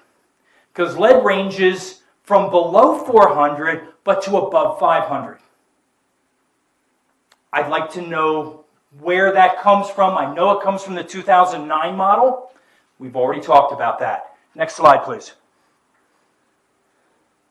Already talked about area of concern 12, okay? We'll be bringing that up. Next slide, please. Okay. There are 5 remedial options that are recommended in the feasibility study. One of them is not on this list. That one is no action. And rightly so. EPA's contractor consultant stated that no action is unacceptable because it would leave a health risk present in the Superfund site. They have to consider all options because of a part of the administrative rules of CERCLA. Remember, again, EPA has to follow their own rules. CERCLA, NCP, National Contingency Plan, lays out a list of things that administratively must be attended to. This is one of them. All options. No action. It's not even on my list here. It wasn't really on their list. Alternative 1 gets us into the idea of a repository. So these options can be split into 2 groups. On one hand, the development of repositories, and I'll define those and I'll show you some details about what that means, versus, on the other hand, alternative number 4, which is get it all out of here. Take it out of the town, take it away, put it someplace where you're allowed to put it. Okay? Next slide, please. Repository is the idea of taking all of the contamination local, putting it into one place, sealing it off, and making it so that it cannot contaminate anymore along any of the transport pathways. So in this diagram, this set of diagrams here, we have what the Iron King mine looks like pretty much today. Here's the stylized what it would look like as a repository. The surface of the Iron King mine would be graded, would be modified to the point that it would be, the slope would be, a actual reasonable slope would be created. And let's go to the next slide, please. And in this diagram here, which again you have in your packet, the contamination waste here at the base is kind of raw waste, topped by a graded waste, finer grained, topped by, very importantly, a 1 to 2 millimeter HDPE plastic cover. And then above that, clean fill. So that cover is the same sort of cover that they actually line landfills with. Okay, so if that gives you an idea, it's a rollout. 2 millimeters is better than 1 millimeter. Okay, obviously. I will say this, that with landfills, there is an acceptable seepage. Okay, and so understand that, yes, it sounds good. We can talk about it in terms of, Ziploc tight. But we got to understand that the reality is that there is what's considered an acceptable leakage. Which leads me to one of my recommendations that I've got in my list, end of the slides. We won't necessarily spend a whole lot of time with them, but that is to make sure there is ample number of monitoring wells set at a depth that is able to capture the leakage. Mind you, in their design, to Tetra Tech's credit, they did put a perimeter capture. Okay? In their original figure, it's colored blue. It's around the perimeter. It captures and it sends it to a retention pond so that it's not discharged into a Chaparral Gulch, Galena Gulch, or Agua Fria River. Next slide, please. Now, I've reviewed these. I spent some time with them. I looked at their criteria. I looked at their comparisons, and I have recommendations. But I want to footnote that with saying I also want to hear from the town council and I want to hear from the town so that I make sure that I fine-tune my recommendations accordingly. My recommendation is not to remove all of the waste. And I'm going to tell you why, because it's important that you understand this. To remove all of the waste would take 10 to 12 years. Period. All right, I just scoped a project for a developer who wanted to remove a landfill from a property that he wanted to turn into residential. And I scoped it out. And that was going to take 9 months, much smaller area, $50 million. You remove it all, get rid of it. Of course, we're not doing that project anymore because that knee-jerk response was real. Yes? Wasn't there in there that it would be 1 million truckloads? I mean, when you're talking about removing it all? Yes. And that's 1 million truck, you can see 10 to 12. Yeah, and not only that, though, we're not taking the truckloads locally. We're trucking it out of town to a place that either can receive it, not likely, it's a huge volume, okay? So secondly, we get a land grant, not we, EPA gets a land grant to place all of the waste there, and they still have to do all of this. And I'm not saying let's make it easy on EPA. I'm saying in this town, you don't want 10 to 12 years of everything being shut down with big yellow pieces of equipment running soil that's back and forth, cross-cutting, and continuously for that period of time. Add to it, remember we talked about funding, right?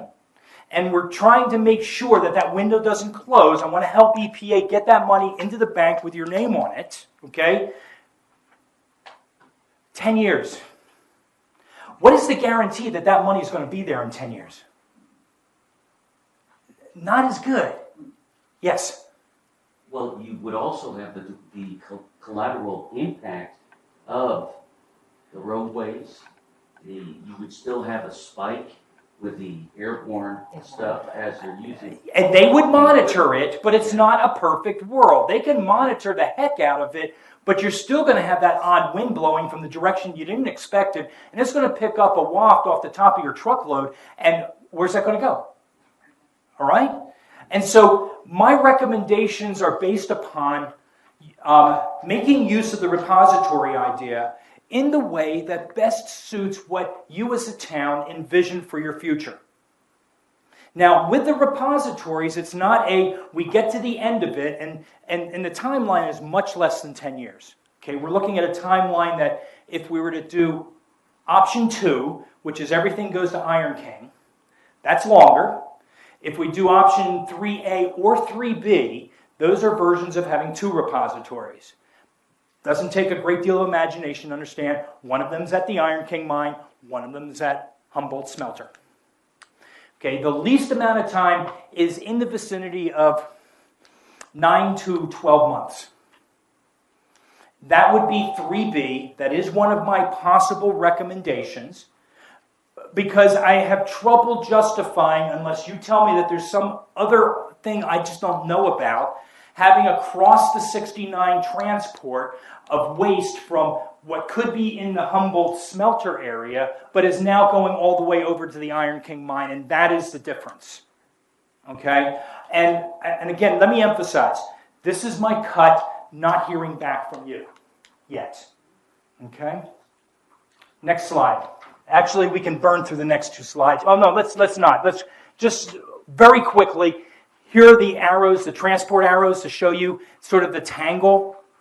All right, and these are the least complicated. This is option 2. Go to the next slide, please. This is option 3B.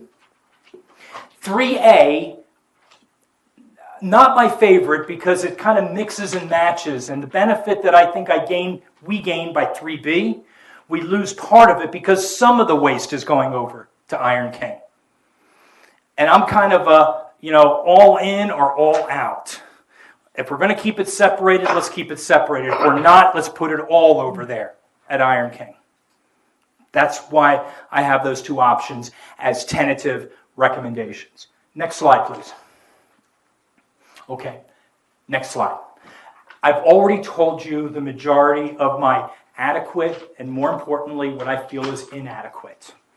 Okay, my job next, after this, is to put together a report, a technical memo, that itemizes what I believe is inadequate, why I believe it's inadequate, and make with that some recommendations. I'm not going to go through this again. We've been through it already. It is getting late.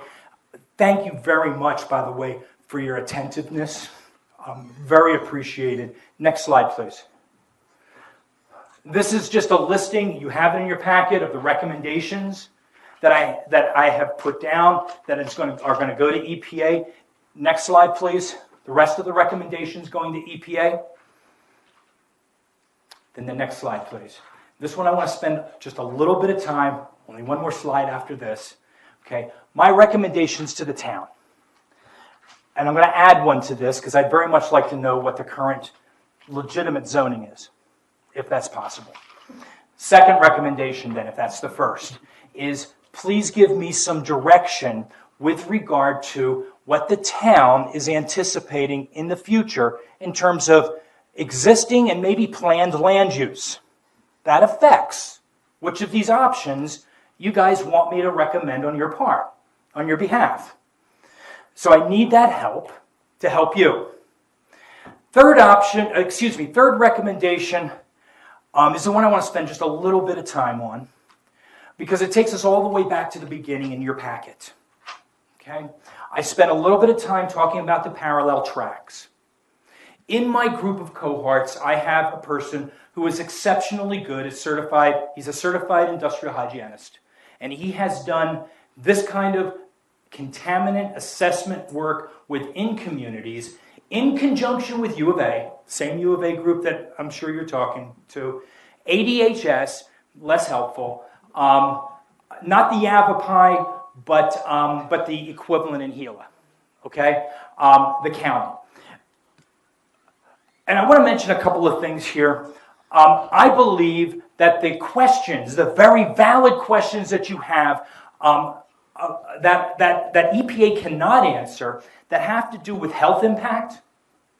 Again, EPA is preventative. The environment's contaminated, we're going to fix that, we're going to clean the environment up. Okay, but all of the toxicological numbers, related numbers that we talked about are model-based. They're statute-based. Really what you're talking about in your packet, and I'm sure it's on everybody's mind here, have I been affected? Am I going to be affected? Is there something that, am I an arsenic time bomb? Is that going to happen? EPA cannot answer that question for you. It's a very important question. But that question can be answered. It can be answered by affirmative clinical analysis. That's done at the community level. Everybody's identity is sacred. You do get a report that is yours. But then the data are generalized and put into a community batch. And that community profile is then compared to CDC's profiles on cancer hotspots. Does it stand out? Is it the norm? Is it above the norm? How far above the norm is it? How much arsenic do I have? It's a hair sample. And so my recommendation, and this is to EPA also, because I put it as their last recommendation, that they would support your decision if you so decided to move in that direction. This is not a secret from EPA. They know what their limitations are. Okay? But what they need to also understand is that these questions, even though they can't be directed at them, they're valid questions that deserve to be answered. We can provide that answer pathway to you. That's a town council, town decision. I understand that. I just want to make sure that you understood that there's a pathway. It's not a dead end. It's like, well, EPA can't answer this, so I got nothing. No, that's not true. That's not true. Okay, last slide, please. My closing remarks, very simple. I just want to reiterate, I don't want to slow EPA down on this. Gosh, I want to get that money with your name on it. That means we've got to move forward, okay? It also means that some of the things that I'm recommending, with that recommendation goes the statement that let's do this concurrently. EPA, let's work together on this. Okay, so you're going to be the driving force. You're going to have the consultant that's going to do the work. Town wants to see some things at landmark moments along the process of developing additional sampling, planning out remediation within the town itself. Another item I want to put on EPA's side, they've enrolled ADEQ. They're going to pay ADEQ to help with the engineered design. That's the communication, that's the information that I've received. That's a good move. It's a good move because, one, DEQ is motivated to help the state. Bottom line, okay? Secondly, we don't have to think linearly. We don't have to wait for EPA to get done X to get to Y. We can do X and Y at the same time.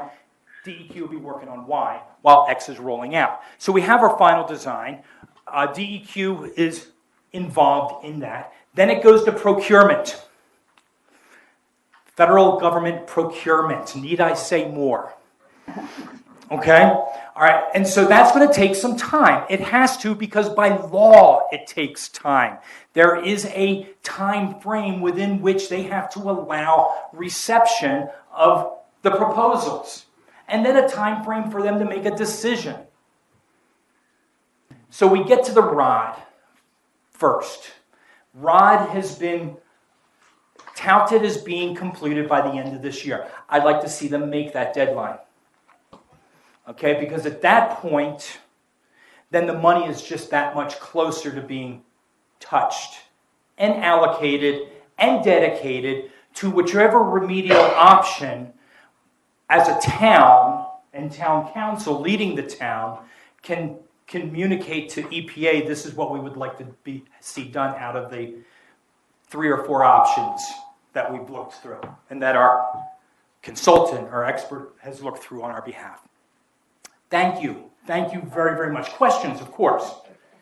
I'm concerned about the additional sampling where you mentioned good sampling like 1, 2, 3, 4, 5, 6, 7, 8, 9, Right, 10, great. 1, which gives an outlier. Is it truly an outlier? Because were they to do 9 more, would it not have been an outlier? It's a very good question. Outliers mean something very different when you're dealing with background concentrations than when you're dealing with investigating this site for contamination. Okay. Outlier has a very, very different They didn't definition. throw it out because it was just so far off the north.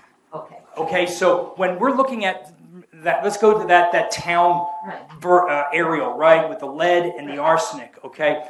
If there was what they determined to be an outlier there, they have to go through several steps to statistically prove that this outlier doesn't have anything to do. It's either laboratory error or something else that's going on that makes the number flawed. Don't go through the same gyrations when we're in background. Because background, we're not supposed to have 2200, right? We're supposed to have something that's, well, reasonable, not contaminated. Okay, so you see the difference there? Okay. Good. So you're okay with the samples? I The sampling? am in general, okay, notwithstanding specific sort of, well, we got this from here and we got that from here, I'm not discounting that. I am saying that as a professional consultant, I pull those data in, but I put them in another place on the table. Okay, Ashley, do you understand what I said there? Because in your package, you've got several remarkable numbers, okay?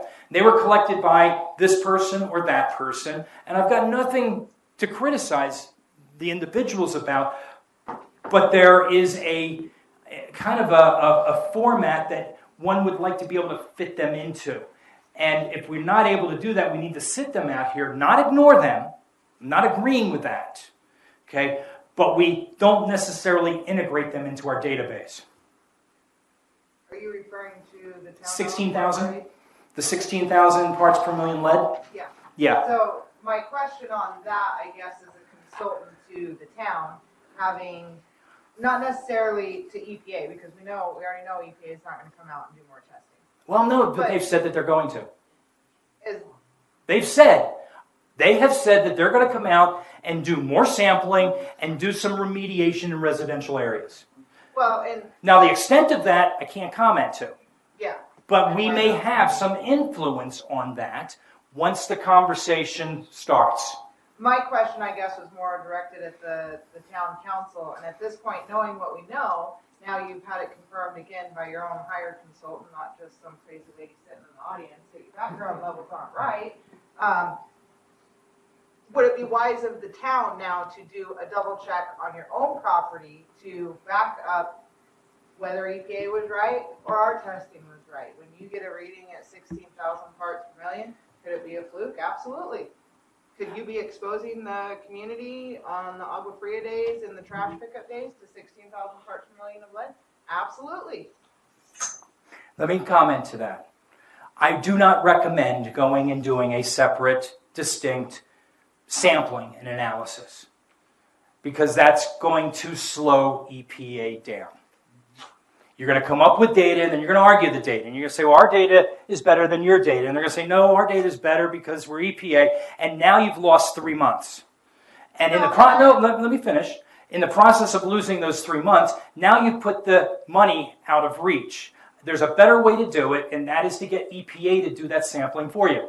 Well, and that was the initial, when EPA said, no, we've already taken samples, we're not going to resample again, then my attention then turned towards the town for your own liabilities, not taking that back to EPA and trying to argue with them because, gosh, you know. Well, let's not call it argue, let's call it discuss, with the intention of coming out with benefit. Yeah. Okay? And truly, that is my intention. What you were stepping into with background threshold values, yeah, you even had, you spoke from one of my slides. You said, well, how come 2010, 2011? What the heck? Okay? Those numbers were much lower than what has been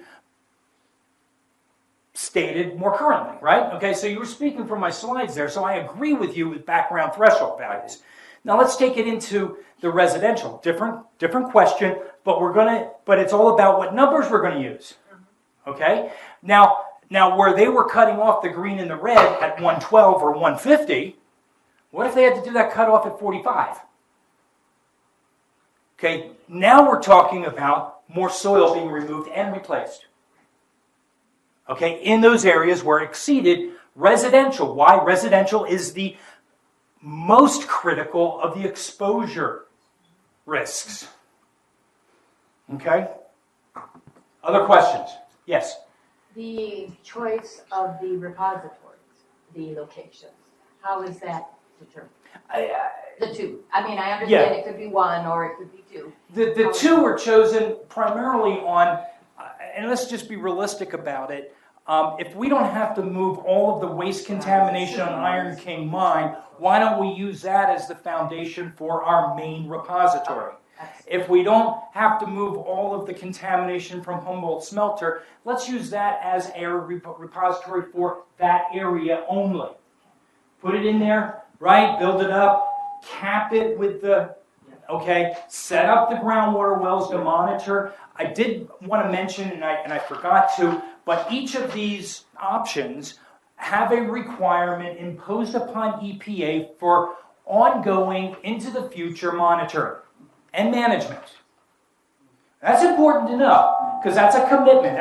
We're not talking 5 years and, if everything's good, we walk. No, this is a long-term commitment into the future. They already stated it with groundwater. Okay, it's implied with the surface water, with the perimeter channels around the repositories.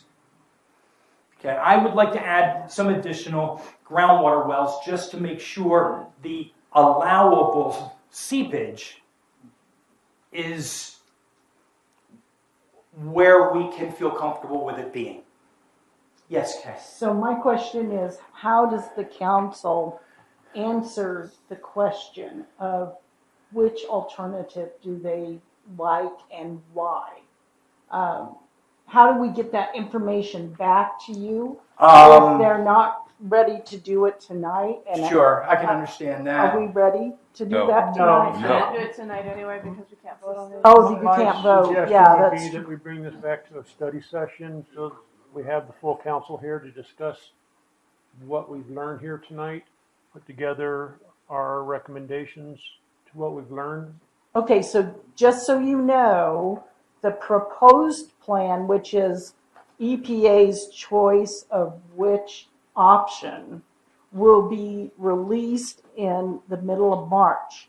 So we're talking 3 to 4 weeks.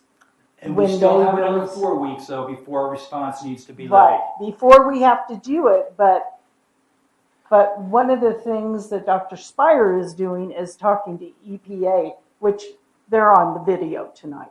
They're watching so they can get some of this. And he's going to be talking to them about, here's my concerns, here's what I would like you to build in to the proposed plan.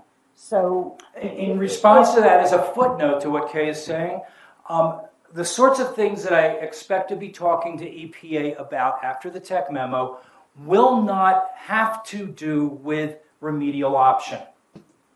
Okay? Everything that I'm talking about with regard to my recommendations, the things that I believe are inadequate, have to do with the level to which things are cleaned up to, which is separate from whichever remedial option the town would prove.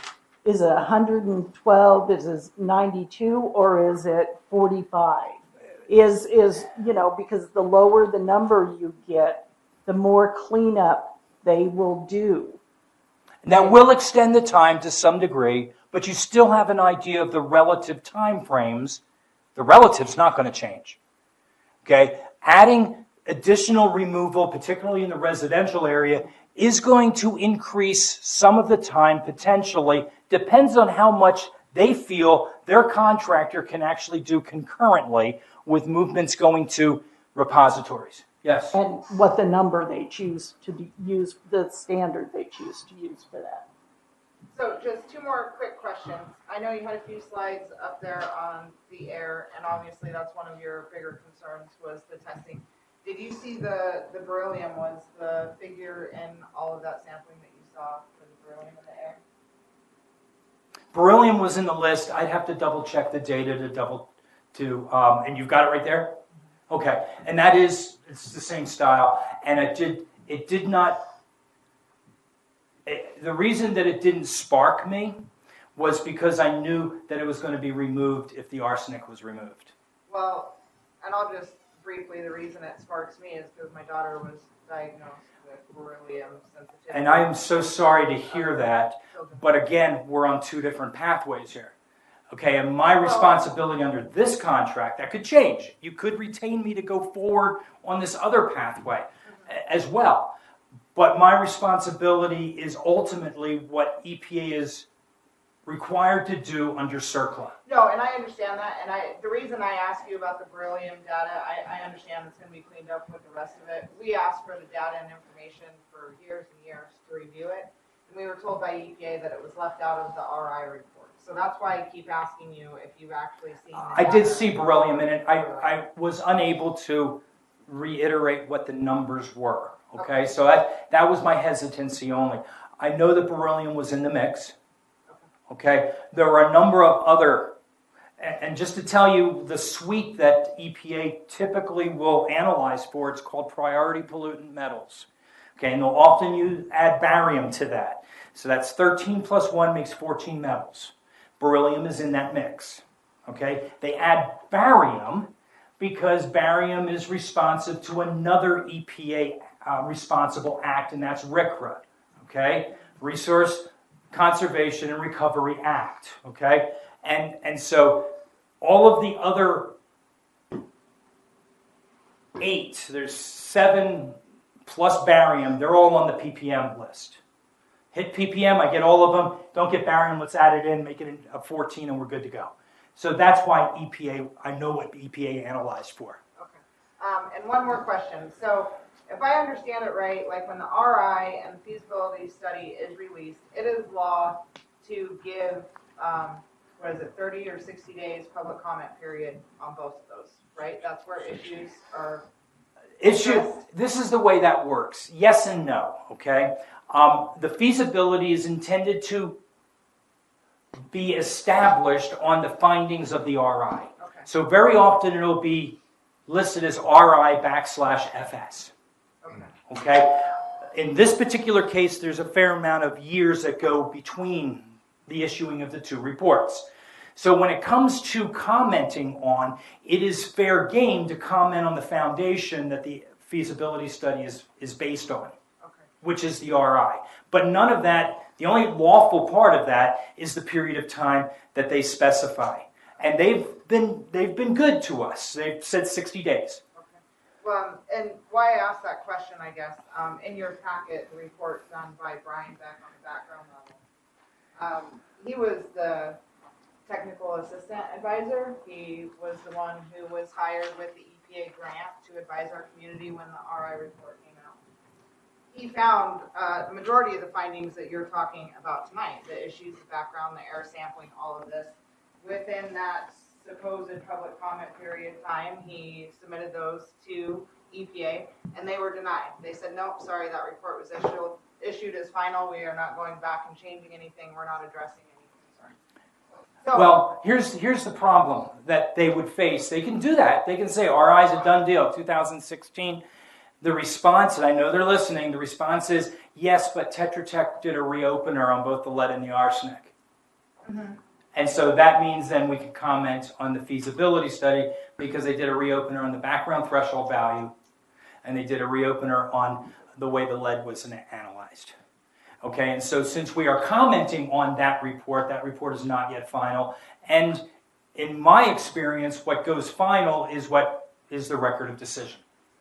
That's when things really, that's where the rubber hits the road. one more quick question. We know that there was a power plant at the smelter site that was tore down by APS with coal tar buried in certain areas. They never tested for coal tar. They never tested for a lot of those contaminants that would be associated with. Actually, there are records. PAHs are coal tar relative contaminants. Those are your polycyclic aromatic hydrocarbons. So those were tested for. And in addition, PCBs were tested for, polychlorinated biphenyls. And so those were tested for. They came back at the request of myself and Brian here a couple years ago and tested for those in certain areas. Do you see those dates reflecting in the data that you reviewed? I can't recall the exact dates of the data. I do know that those data are there. Okay, I did see the numbers. I did see the reference to the chemicals of interest. Okay, and same is true for the dioxin as a pesticide. Most of those, as I recall, are isolated on the Humboldt smelter property. In the pyrometallurgical area, which is kind of at the northeast corner of the smelter area, that's where the dioxins were at any rate. Yeah. Okay. There should be. Okay. Yes, sir. Oh, we still have more in the audience? What are the possible uses of those two sites depending on the different scenario, the remediation scenario? Yeah, that's a great question. okay? And it's not one that I think I'm actually prepared to give you a final answer on. I can give you a couple of ideas, but it's going to relate to, if they turn it into repository, that's going to change the nature of the property and what actually can be built on it. And part of the restrictions are going to relate to how deep they make that surface above the cap, okay, the HDPE liner. And they already stipulate that in virtually every scenario, there's going to be deed restrictions in terms of what can be done. That's an inevitability, okay? That can't be avoided. Now, that means that certain things can't be done. It also means that certain things might be able to be done, and it might require a specific idea-specific evaluation of risk. What are some examples? Well, to give you an extreme example, you don't really have to do a risk assessment to know you're not going to put a nursery up there. How about a state park? Could be a state park, okay? Could be. Again, now we're looking at the recreator level of risk, okay? So that's at the other extreme from the nursery example. And that's a possibility. I say it's a possibility pending the look-see at an engineering design that accommodates the thickness of the soil above the liner. That's my biggest concern with that. If I had to make sort of and it really doesn't have a specific contamination-related lilt to the recommendation, I'd like to see the cap be a little bit thicker. What do they call for? It's yeah, it's just kind of a, and my feeling would be, I would love to see it to be able to be planted with trees. That's a different call, and that's a different arena, and it's really only something that you can say with kind of a, wouldn't it be nice if? However, that's me. If I'm speaking on behalf of the town council, that can come with a stronger, this is what we would like to see, and this is the reason why wouldn't it be nice to have a park here. The other thing is EPA indicated that there was potential parties that were responsible for that cleanup, and some of those parties could still be around. So you sounded like that. But that, and here's how that plays out. Could well be true. Even while I was saying that, in the back of my mind, I knew that. From the standpoint of what benefits the town, irrelevant. Okay?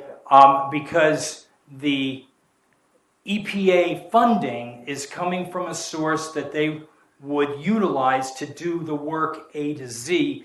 If they want to hold liable RPs, they will go after them for the compensation back.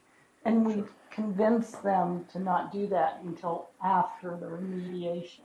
In other words, The audience remediate needs first. to speak up because Oh, I'm sorry. Yeah. Okay. So we've convinced them that they not go after the responsible parties up front, which would be a legal proceeding, and delay the time. I mean, they've got to get us in the queue for this infrastructure money by having the construction plan, the remediation plan done sometime in the first quarter of next year. ROD this year, record of decision this year, and start on the construction because they're going to do a bunch of things concurrently along with everything else. And you got that memo from the lawyers that kind of outlined what they told us on that. I have one more question. So give us like best case scenario, worst case scenario, don't say never, but somewhere in between when that project would be completed. Well, and just kind of throwing cards into a hat from across the room, okay? That's fine. If you're expert. I would like to refer to, and I would like to commend EPA's desire to get the ROD done. That's the first thing that needs to be done after the feasibility study is firmed, okay? They want to do it 2023, okay? Wonderful. That puts us into a program of having had ADEQ working on the engineered design at the same time. So bear with me as I build towards your answer, okay? Let's imagine that the final design, engineered design, let's call it a draft final, let's call it a 90% deliverable, is done by the end of the year. In the first quarter of 2024, it gets finalized. So let's imagine that. That means that after the first quarter, we come up on March, okay? That's when procurement process, the final design gets translated into the A to Z of dollars and cents and how much and how many cubic yards and where's it going and how much HDPE do we need for the liner, yada, yada. And let's imagine that happens relatively quickly. While they're doing the 90%, they're working on that. End of first quarter 2024, they have that under their belt. They go to procurement. Procurement gives them the thumbs up. Now it's out on the table for bid. Let's look at a 60 to 90 day period to roll through the bid and the review process. So now we're sitting 3 months. We're looking at June, July. Okay, so let's imagine ground breaks September, October 2024. And now you can go to the remedial options and add that tail on. So I would say that I'm a little bit aggressive on that, but I'm very hopefully aggressive. Okay, I'm hopeful in my aggression there. It may be that 2026 is the year. 3 to 10 years. It won't be 10 years. No, do not think it'll be 10 years.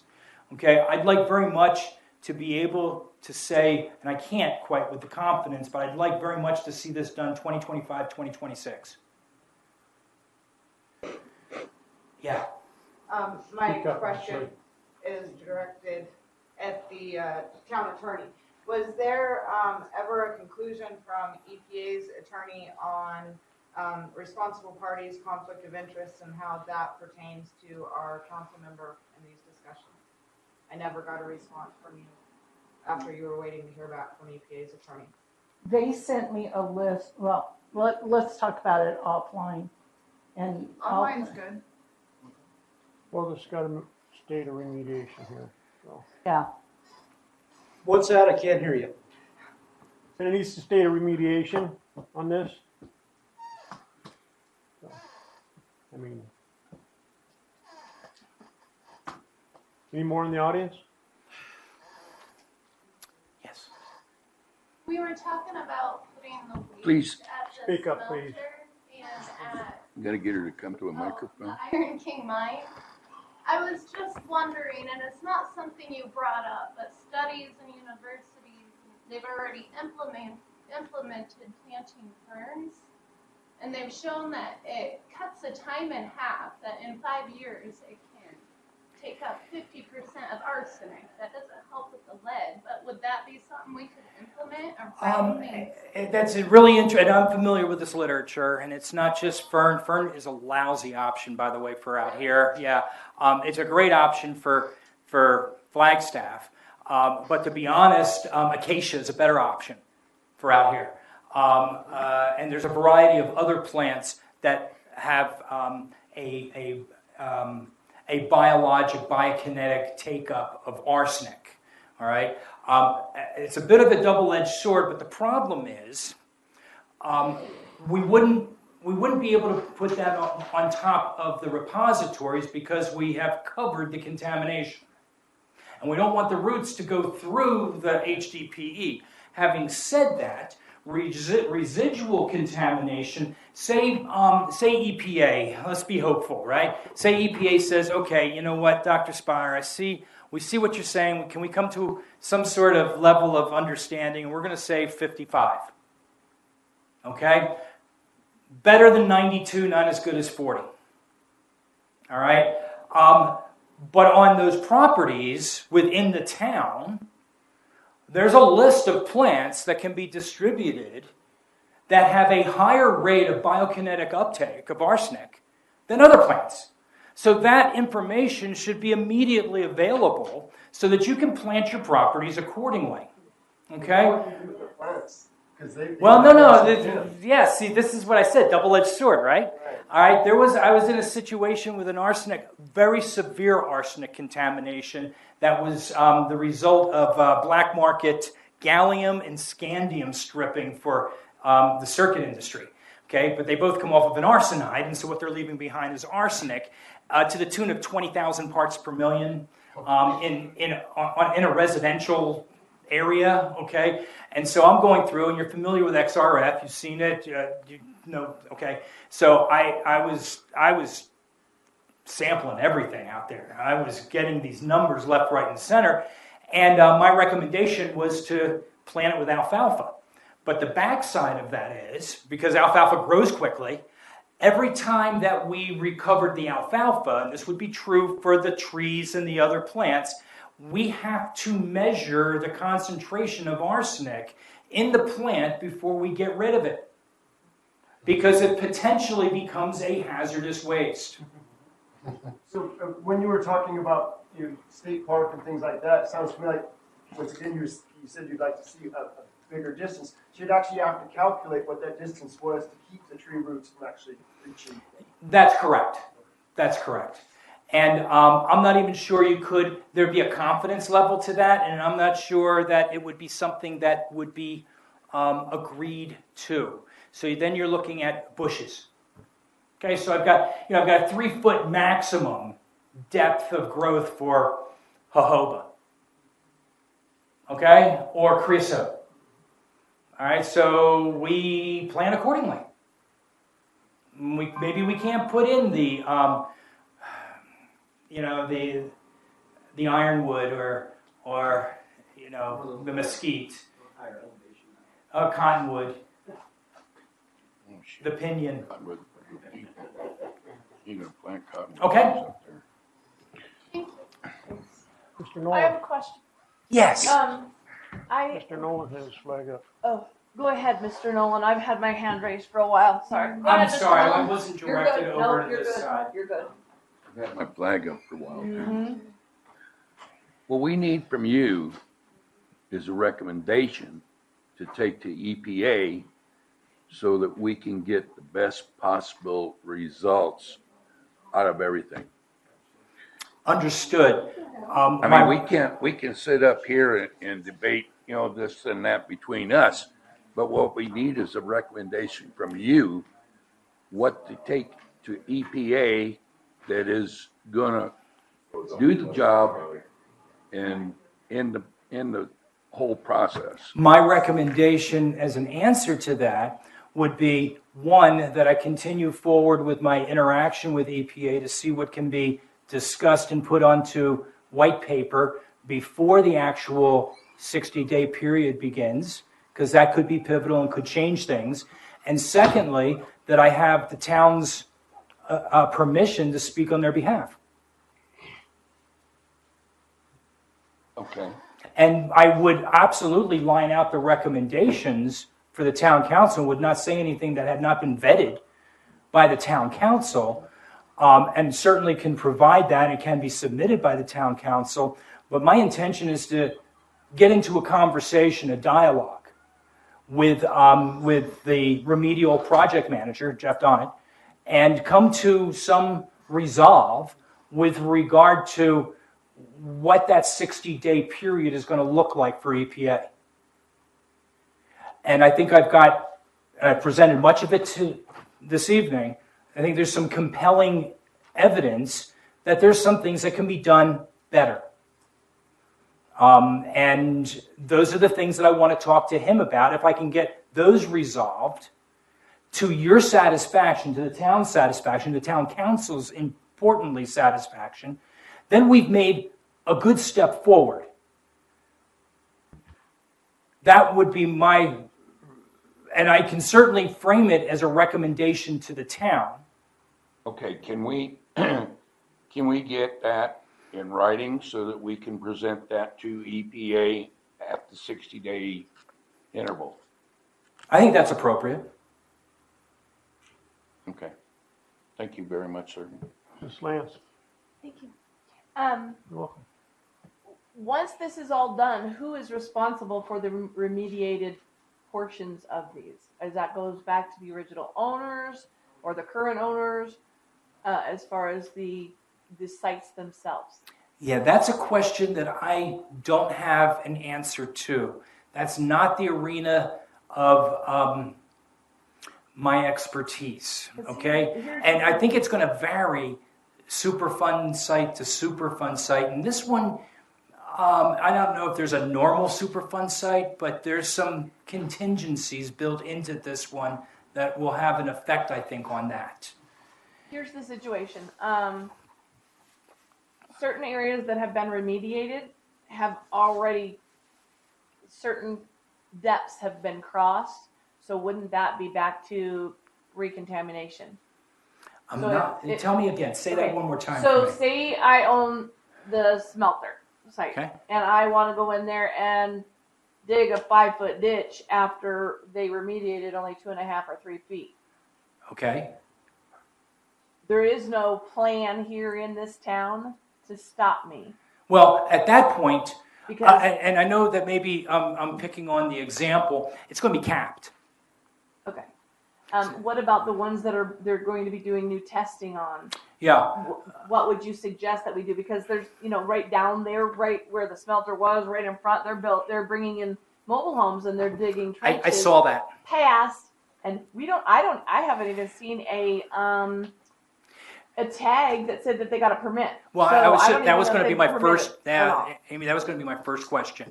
Did they go through a permit process? I know in other counties, I've not worked this particular side of it in Yavapai, but in Gila County, for example, in mining territory, you can't even put down a manufactured home without having a geotechnical survey done. Right. Okay, and so if you have a geotechnical survey done, that geotechnical survey better obviously point out that this is in the middle of a Superfund site that's in current process towards remediation, and therefore, sorry. Yeah, and when they're digging 2-foot, 24-inch stem Yeah. walls, that is, Yeah. I think and I could be wrong, the remediation was 18 inches, I think, that they did. So Okay. here we are again. going on Recycling. hamster wheel. Recycling, yeah. Yeah. Yeah, it's a very good question that I don't have a good answer to. A couple of things that can be done just hasn't been in my current scope. Not an excuse, but one of the things that occurs to me, one is the zoning. Related to that is a map of the depths to which soils have been cut down to and replaced. Where that is, I don't know if there's a map that shows that across the entire Superfund site. I know that there's been sort of spot done here, spot done there. There's a report over here, did these spots. At some point, it's going to be in the town's best interest to have a full-fledged map, okay, GIS style map that has depth of excavation and have it tunable so that it can be, because it's going to change. In the next 3 years, it's going to change with this remediation plan. And so that gets imposed onto that map. And that becomes kind of a legacy map for the town that keeps record of all that was done, all that is being done, so that in the future we know what can be done. Does that make sense? Yeah. Yeah. So I have a question for the attorney. In that situation, who is liable if the new owners have their mobile home put in and they did the 2-foot stem wall and it breaches that coverage? Would it be the town that's not letting them know that? Would it be the county? Would it be the state? Would it be EPA? Would it be Joe down the road that dumped illegally? Yeah, let me contact our environmental lawyers and have them answer that question. Okay? I asked. Didn't. Yeah. Okay. Thank you. More from the council? No, it just, we Any just more from need, the audience? okay. Dr. Spire, I'd like to thank you for coming out and giving us this presentation. It was very well spoken. You gave us a lot of good information to go off of here. Thank you, Vice Mayor. Have a good evening and be safe getting home. Thank you. We're going to go to number 7, which is I will. 7A, 8. Adjourn the meeting. Very, very well. Okay.